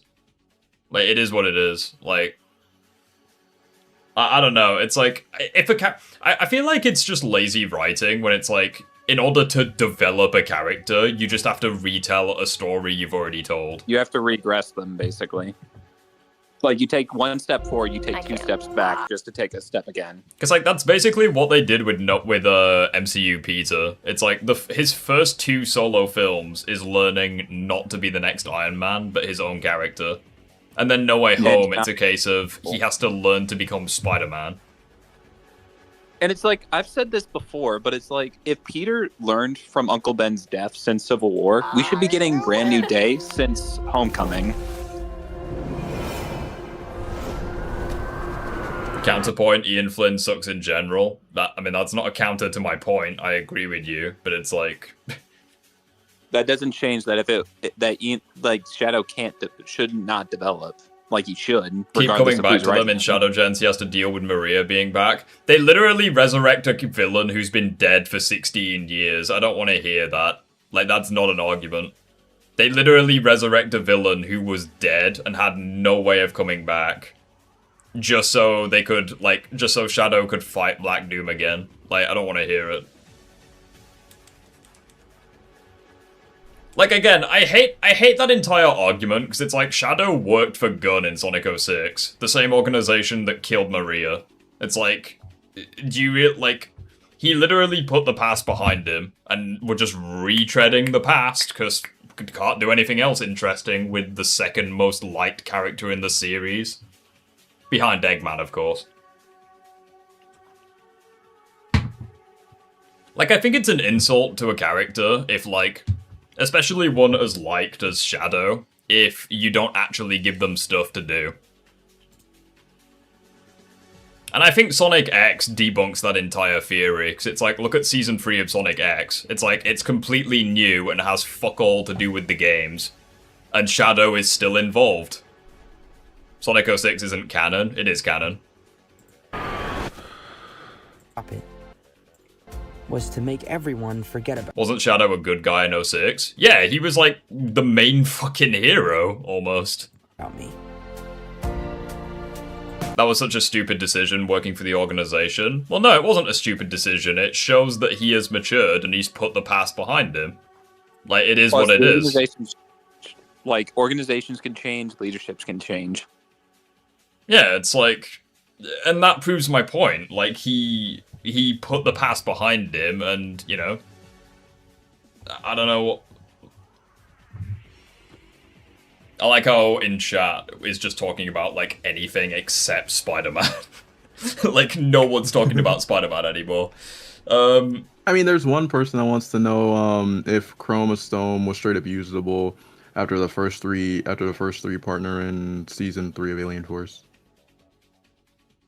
Well, again, Axiom, you understand my problem, though, right? In order for them to develop Shadow, they have to dig up the past. It's like, take a look at, like, Sonic 06. Take a look at Season 3 of Sonic X. It's like, they develop Shadow's character with brand new stuff. You shouldn't have to dig up the past to, like, I don't know. Like, I just really hate this because it's like, Well, it's just, I feel it's an excuse. Like, that's all it is. It's an excuse to not progress because you're afraid if you do anything else different, it's going to backfire. But it's like, isn't that the point of growth? well, it's like, I think that's why, like, I feel like that's why Sonic 06 is like my favorite version of Shadow, because it's like Mephiles looks like Shadow, and he basically is like the Venom to his Spider-Man. Where it's like, okay, Shadow could become Mephiles if he let go, but Shadow has grown past that. And it's like he can unironically look Mephiles in the eye and be like, no, fuck you. I'm gonna pull off my inhibitor rings and solo your army. It's like, I'm not that person anymore. Like, do you think 06 has a good story? Definitely fucking not. But I do think it has good moments, and I do like how they handled Shadow's character. 06 overall is a disaster, like, in terms of the story. Like, holy fucking shit. But, like, it's like, 06 makes No Way Home look like a masterpiece in terms of storytelling. Like, the main hero, like, the main princess can't cry at all, otherwise Skynet is unleashed and the world is destroyed. Like, okay, sure. Sure, that's totally believable. What the hell, Frank? You just hit me with a van! She never stubbed her toe in her life, I guess. You're whimpering. Suit yourself. I just love that moment. Like, that moment's so satisfying. It's just so funny. Whimpering. He webs the gun and just still gets shot. Like, I actually laughed out loud when I first saw that. Suit yourself.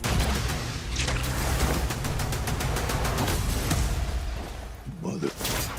Go I'm still wondering why people think that this is out of character. And sometimes Spider-Man has to do the hard thing, even if it breaks Peter Parker's It's like, I think 06 had good moments. And I don't think it's a awful game. But, like, heart.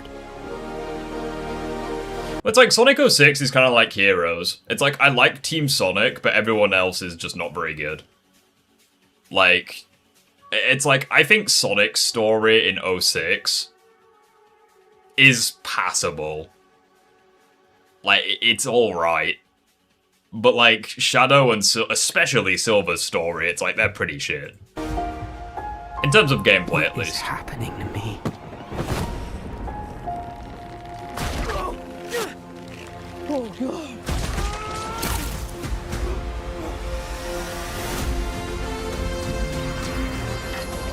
Excuse me, Dr. Banner. I need your help.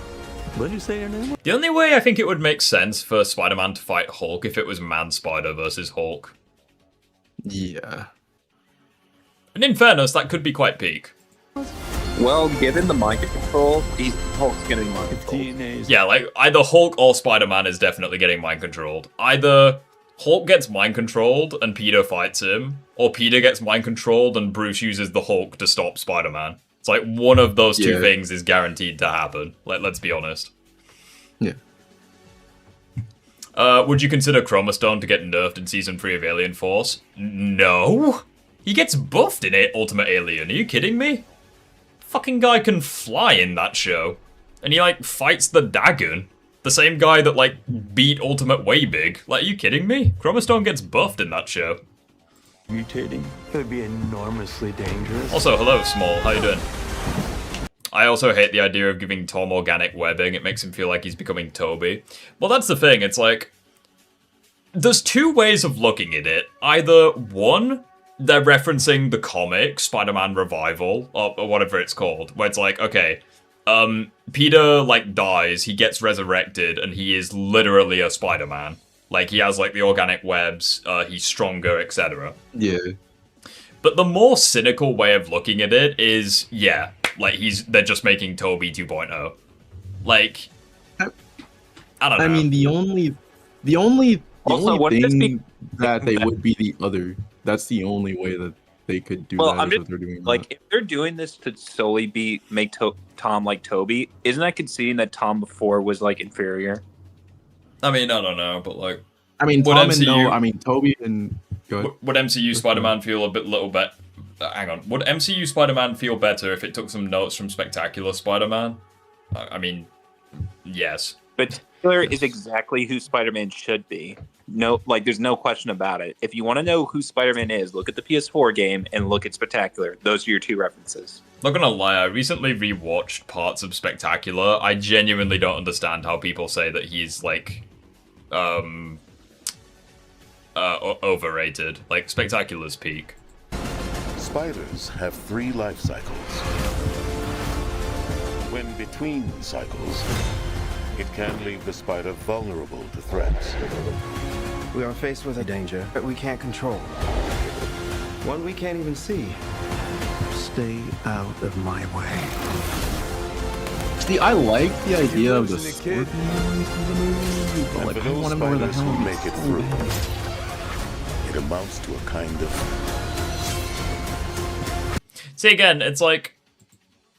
And for those spiders who make it through, It's like, even that moment kind of rubs me the wrong way, because it's like, okay, if they're trying to imply that, he's, like, better than ever, it's like, why is he making dumb mistakes like this?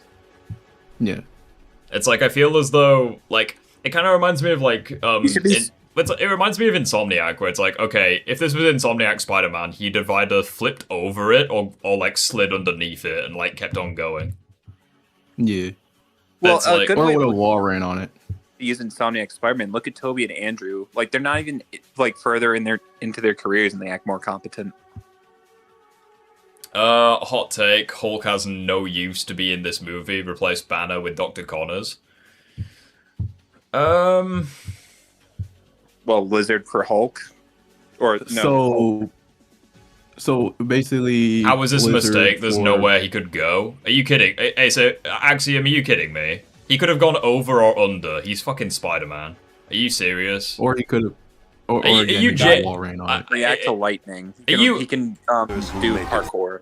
Are you serious? Like, are you Also, look at this. Axiom, are He can you just, AI? Like, what are you talking about? There's nowhere he could go. Also, you do realize he can wall run. Why not just pivot your feet to the bus and walk along it as, like, you're going along it? Like, I'm sorry, this is like those same fuckers who say that, like, Sonic had nowhere to go when he got captured in Adventure 2. through. Let's, like, I don't know. You're losing it, kid. And for those spiders who make it through, it amounts to a kind of... Hulk fans are starved right now. I mean, then again, with comic Hulk fans are eating good because we had like Fractured Sun, etc. Hey, Rift. Hold on a quick minute. question. If you do end up doing a Toby versus Tom video after Brand New Day, do you want to do like an Insomniac video of like before the PS4 game, like when they're around like the same age? I mean, possibly. Wait. Pause. Someone in the chat just said you could maybe add the Lizard and make him be mind controlled. Well, again, it's like I'd prefer Well, it. the if Lizard doesn't need to be mind controlled.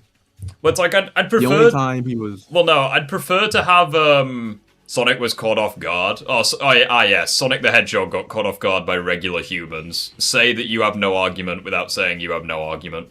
But like, I would actually prefer it if it was Hulk, because at the very least Hulk is like established in this universe. It's like if they were to like Plus, bring we in a already fought brand new Lizard. character, like I think that would just add even more Well- problems to the mix. Well, what makes No Way Home such a problem is that if Peter encounters his variants of the villains he fought, he's going to be on edge for them. Like, if he met Connors in his universe, he would know he's a lizard way before then. Yeah, like he would automatically know. But Same it's like- thing with Goblin. They don't have like a lot they can choose from. But it's like, I'd unironically prefer it if they used the Hulk, because it's like, even in the MCU, it's like, they've proven that it is possible to mind control the Hulk. It's like, if Scarlet Witch can do it, I'm fairly certain that Jean Grey can do it. Yeah. What I'm trying to say is they don't need to add an Avenger to every Tom Spider-Man movie. I mean, yeah, I get what you're trying to say. I mean, the first two movies had Iron Man. Fucking Far From Home had Iron Man, even though the guy was dead. No Way Home had Doctor Strange. This film has Hulk. Like, I get what you're trying to say, but Well, it's just like you can add these famous characters. Like, imagine if Nick Fury only showed up in Homecoming, or just the idea that Nick Fury shows up similar to the Ultimate Comics where he's watching out for Peter. Tony Stark only shows up because Norman's his competition, but it's never centered around these characters around the plot. More so, the plot has these characters involved. Yeah, that's what it should have been.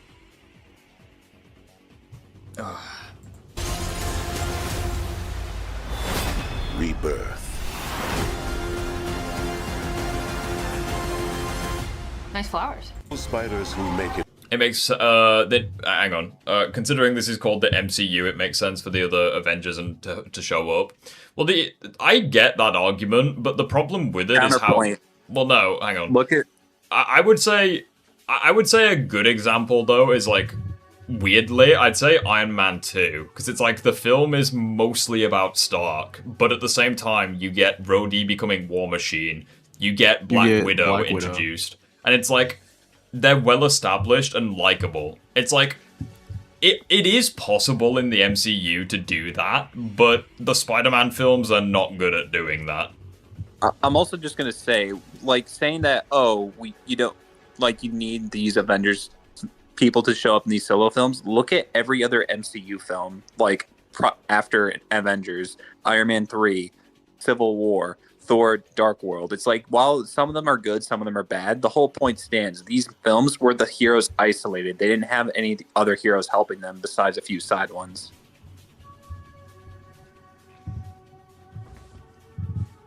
Captain America had other MCU heroes, but movies still focus on Cap. Yeah, exactly. It's like Winter Soldier. It's like they develop Black Widow and they introduce Sam.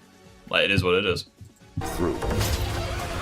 It amounts to a kind of. I don't think Bruce Banner should be teaching what happened to Hero Hulk. The Sokovia Accords, probably. Yeah, that doesn't say that Bruce can't teach. Far From Home barely counts. I mean, it does count, because the entire point of the movie is not wanting to be Iron Man. It's like, Iron Man's like everywhere. He's in billboards, he's in the Mysterio segment. Also, you could include Mysterio as like a, you know. Even the villains are around Tony over Spider-Man himself. Yeah, a lot of the villains have a hate for Tony. In this film, the only thing they're getting right is that the villains are actually trying to go after Spider-Man, and Spider-Man's the center of their attention, not another hero. Also, we think. Well, it's just like we have Scorpion, who clearly has a beef with Spider-Man. The Hand, like, the only two heroes in the film is Punisher and Hulk. Hulk is kind of like not really a factor, and Punisher's going after these villains. The villains are not going after him. Like, and Punisher's not the center of attention, and Hulk's not the center of attention. Spider-Man's the one that they have their eyes on. I got you. Oh, man. Hold up, someone, Cyberlight said, honestly, given how the director states he's a fan of the character, I'm just gonna let him cook and not try to doubt much of this movie or about this movie. Hang on, I just want to say, Tezomandia, MCU Spider-Man was always goated, never needed to be fixed. Well, that's funny because they keep changing him in every single film. I mean, they character assassinated him in Far From Home. MCU Spider-Man was never goated. He was always the worst of the three Spider-Men.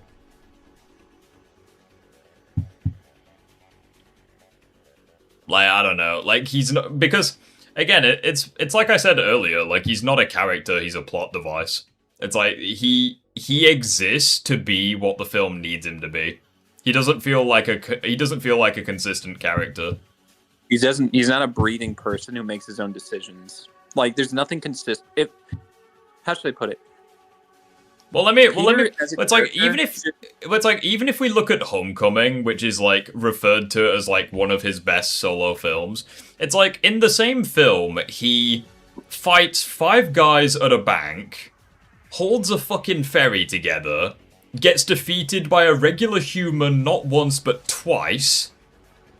Like, how are those 3 feats all in the same film? Gets bullied by Vulture in their first encounter. Fucking guy knocks himself out by jumping into a bloody... jumping into the roof of a fucking van. Like, how are all of these feats in the same film? It feels like his power goes up and down whenever the plot needs it to. And don't say, oh, he was holding back. He was holding back in Civil War when he stopped Bucky's fucking arm. Also, holding back is irrelevant considering every version of Spider-Man holds back, yet they don't have these excuses. Also, compare Civil War to Infinity War. He stops Bucky's arm in Civil War. He stops fucking Cull Obsidian's axe in Infinity War. And in the same... Look, Infinity War is a shit example as well. He goes from stopping Cull Obsidian's axe to getting restrained by Peter fucking Quill when he's in the Iron Spider suit. Like, how does that work? He just goes up and down in power level. Yeah, he goes from being able to brawl with Thanos in Infinity War to getting decked by Outriders in Endgame. And can we just admit that he is so durable, he can tank attacks from supposedly country-level people, yet when a bullet train hits him, he's, like, knocked out? It's like he's complete... Like, he is all over the fucking place. Like, genuinely. It's why I don't take it's like, whenever people use Tom Holland Spider-Man to, like, scale, like, Toby and Andrew higher, I'm just like, you do realize Tom is all over the place. And it's like, even though Brand New Day is... Excuse me. Even though Brand New Day isn't even out yet, it's like, okay, No Way Home, he can dodge bolts of lightning. In this film, he can't dodge bullets. It's like, the fuck is going on? He's not a consistent character. Like, not in the slightest. But another thing too is that the scaling's about to be broken again because he's fighting Hulk. Well, again, like, let me just say this. Say what you want about Spider-Man 2 for Insomniac. Like, despite Peter, quote-unquote, getting nerfed plot-wise, it's like, power scaling-wise, he wasn't really nerfed. Whereas, like, MCU Peter is, like, nerfed in both categories. Like, well, and then goes up and on. I can't believe Tom's Spider-Man was at his peak in a movie not even about him. Yeah, like, Civil War was the best version of Tom's Spider-Man. Like, I think he was close to perfect in that film. Honestly, I disagree. If you want me, based on the to be completely honest, the only criticism I have of him is that he's not fighting on Captain America's side. Because it's like, I feel like Spider-Man would be like Team Freedom over Team I value this guy since I was a kid. I don't know. Well, wait. Question. Wait. Can I speak? Yeah. Yeah. But essentially, the problem with Civil War Spider-Man is that he should have been someone that, I wouldn't say the movie highlighted, but he should have been basically the middleman between Tony and Iron Man. Like, you know, trying to be the mediator. Like, if he was in the film longer, like, say he was in the final battle, like, with Tony, Rhodey, like, imagine if Tony, Rhodey, Bucky, and Captain America were all fighting, and Peter was trying to stop them all. Like, that would be his preferred role, but he doesn't do that. He's just second fiddle. You have to remember Peter was only 15 at the time. Well, hang on. Name me a single version of Spider-Man that would name me a single version of Spider-Man that would sacrifice freedom over the government's bullshit. Also, name me a Spider-Man that just starts out that wouldn't do the right thing and know if they do otherwise, it's on them. Like, genuinely, it's like you're unironically advocating for Peter to be more like Megatron than Optimus Prime. Also, the fact is, just because you're 15 does not excuse responsibility. Like, that's what people need to understand. But it's like, I don't even buy the argument of, like, oh, he's only 15. It's like, this kid's a fucking genius. And he's also, like, way more mature than his age would let on. It's like, yeah, he's 15, but it's like he's dealt with shit that most adults don't deal with. Again, look at the Ultimate Comics. Peter's dealing with Kingpin, people who outright murder in front of him. He's dealing with Green Goblin, Venom, Carnage. Like, Peter, when he's 15, is like used to the gets into this trauma. He has to fight people that are like quotified monsters, like literally and figuratively, like psychopaths, murderers, all that. And he puts on the mask every single day, knowing it could be his last day, because he's risking his life, because he knows if I don't do the right thing, I'm never going to live with myself.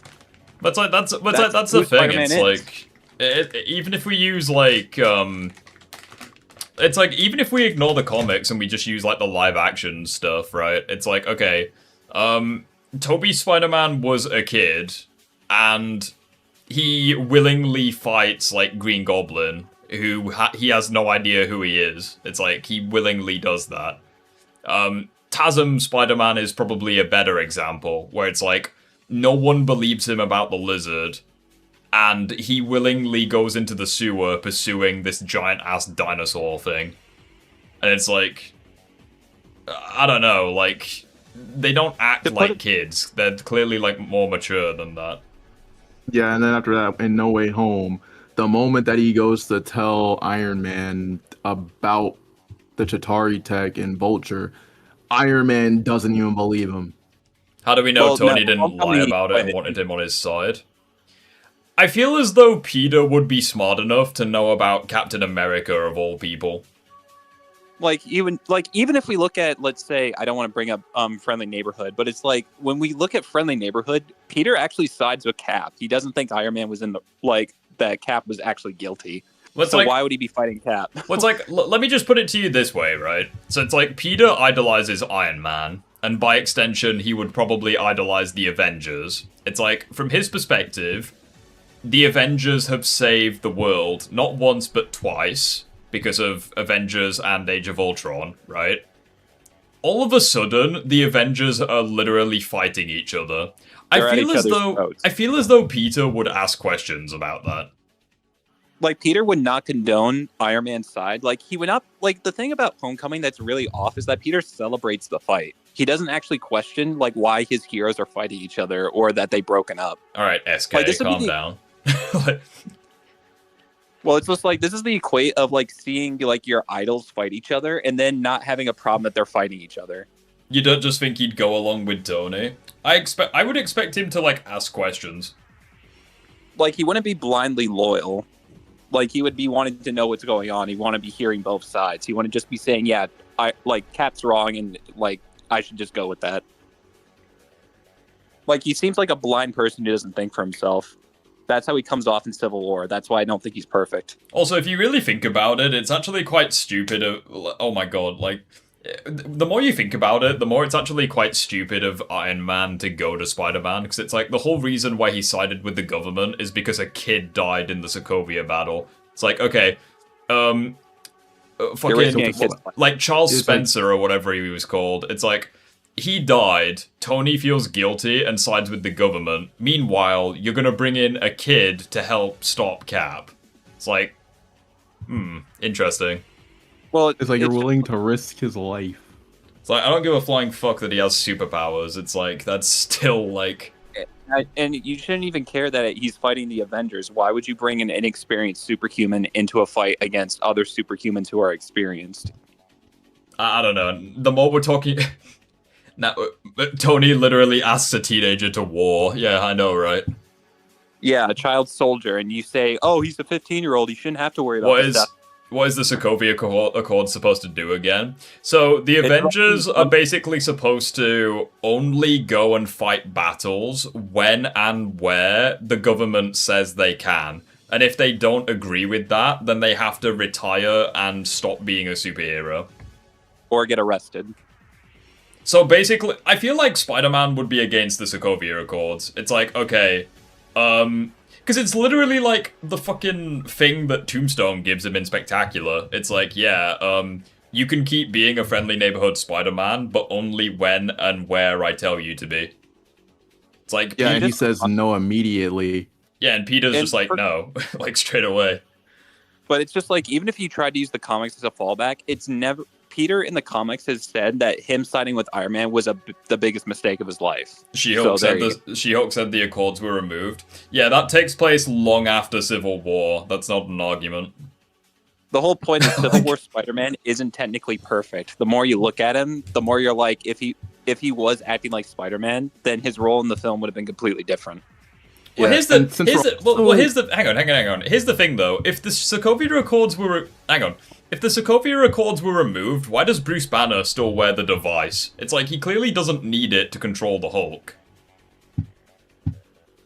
It's like he can either become Smart Hulk, or he literally lived in Calcutta for like over a year dealing with people's shit. It's like I'm fairly certain he can deal with a bunch of kids at school. It's like if the Also, Sokovia real Accords quick have been if the Accords have been removed, why the hell does he even need the device anymore?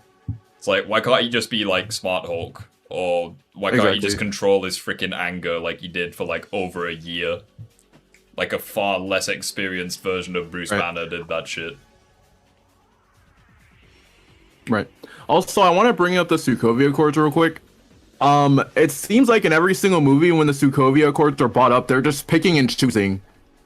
Yeah, it's not consistent. It's only relevant in Civil War, and it's not a problem afterwards. But it's like the only time it's an issue is in Homecoming when like the FBI like shoot at Peter at the Russian at the Washington Monument. But it's like, how shit is it if like, okay, so the Avengers are like shitting themselves over the Sokovia Accords, yet this random moron in a mask can like evade everyone.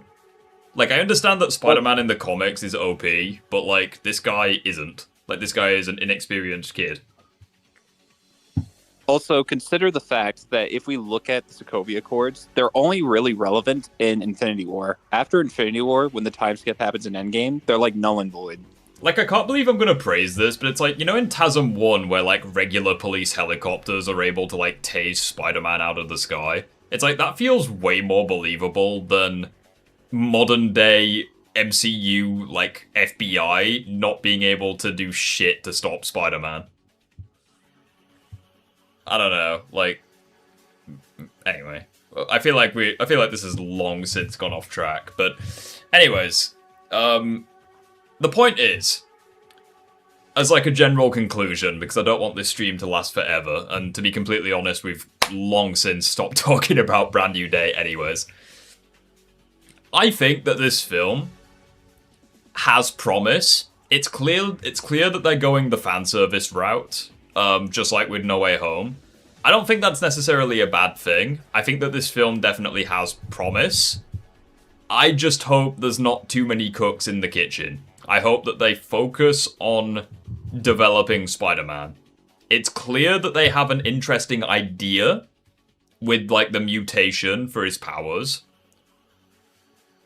I just hope that they develop it, and they maybe give, like, Hulk and Punisher, like, a couple of cool scenes. Focus on Spider-Man. Focus on the villains. Just make a good fucking film. However, because we know that there is a lot of oh, Discord crashed. Oh, rip. That would explain why everyone's currently muted. No, we're here. Oh, okay, fair enough. Oh, Chicken's in VC. When the fuck did she... Oh, it's just Phoenix who crashed. Gotcha. Yeah, no, I joined in a while back, but I'm just listening. I want the film to be great, but it's clear that there's a lot of stuff going on. And we saw what happened with Spider-Man 2 and Spider-Man 3 and TASM 2. When you have so much shit to deal with, things get underdeveloped, things get rushed, things get messy. I don't know. I don't know how I feel about this film. All I'll say is it just looks like eye candy. Like it's checking all the boxes of stuff we want, but at the same time, like there's an underlying theme that the writing is still not good. Chat, what do you guys think of the trailer? Like out of 10, just like just to conclude the stream. Out of 10, what do you guys think of the trailer? Because it's like I don't want to taint your guys' perspectives. Like I can only share my perspective. ASF can share his. And if you like, at the end of the day, if you like this film, even if it turns out to be mid, it's like at the end of the day, you're entitled to like what you like. I'm genuinely curious. What do you guys think? Like, all I'll say is, like, from the trailer, it looks nice. It's just that I don't want it to be a bait and switch. That's just it. It's like I would give it above a 6, but below a 9. The first time I saw the trailer, I thought it was a 9. Because again, it does look like possibly the best of the the best of the MCU Spider-Man films. Like it could be. It could. Like, it genuinely could. Now that I'm thinking about it, though, I'm kind of down to a 6 or a 7. I would say 7's fair, just because we don't know anything. But it's like, I don't think it's any higher. Or I don't think it's a 5 out of 10 either. Because it's gotten our attention. It's definitely got my attention. It's definitely got me interested. It's definitely got me making, wanting to make... Fuck my life. It's got me wanting to make more Spider-Man content, especially since Resident Evil Requiem came out. I made a Resident Evil short, and it fucking exploded on my channel. Like, can I just show you guys this? Like, chat, I've not uploaded a Resident Evil thing ever, right? Hang on. My Resident Evil short, in less than a day, has more views than my Sonic short. What is happening? Like, 56k in under a day, or just over a day now. Like, YouTube is a very funny thing. Like, this looks like a good year for me. I like Resident Evil, I like Spider-Man, I like Sonic. Like, views-wise, this could be very nice. But anyways, I don't want to flex views, because at the end of the day, Rome wasn't built in a day. But, Jesus Christ, YouTube's algorithm is so dumb. Like, I swear down, like, the algorithm is less predictable than... I don't even know. Anyways, though, chat, this is where we're going to end the stream, because I didn't have a good start to my evening, and neither did Asif. Even though for him it's probably afternoon time, and I would like to relax and unwind. So, with that being said, thank you guys for watching. This has been a pretty awesome stream, not gonna lie. Like, there was a lot of people in at one point. I hope that the film is good, and I might make a video breaking down my thoughts and feelings on the film tomorrow. Yeah. But also, if not, I'm glad to be back. But if not, expect a couple more Resident Evil shorts from me, because I have a YouTube short of Leon Kennedy versus Chris Redfield coming out very soon. Stay tuned. Have a good rest of your evening. Puffer may or may not stop dancing. He seems to be in a good mood. And I will see you all later. Goodbye.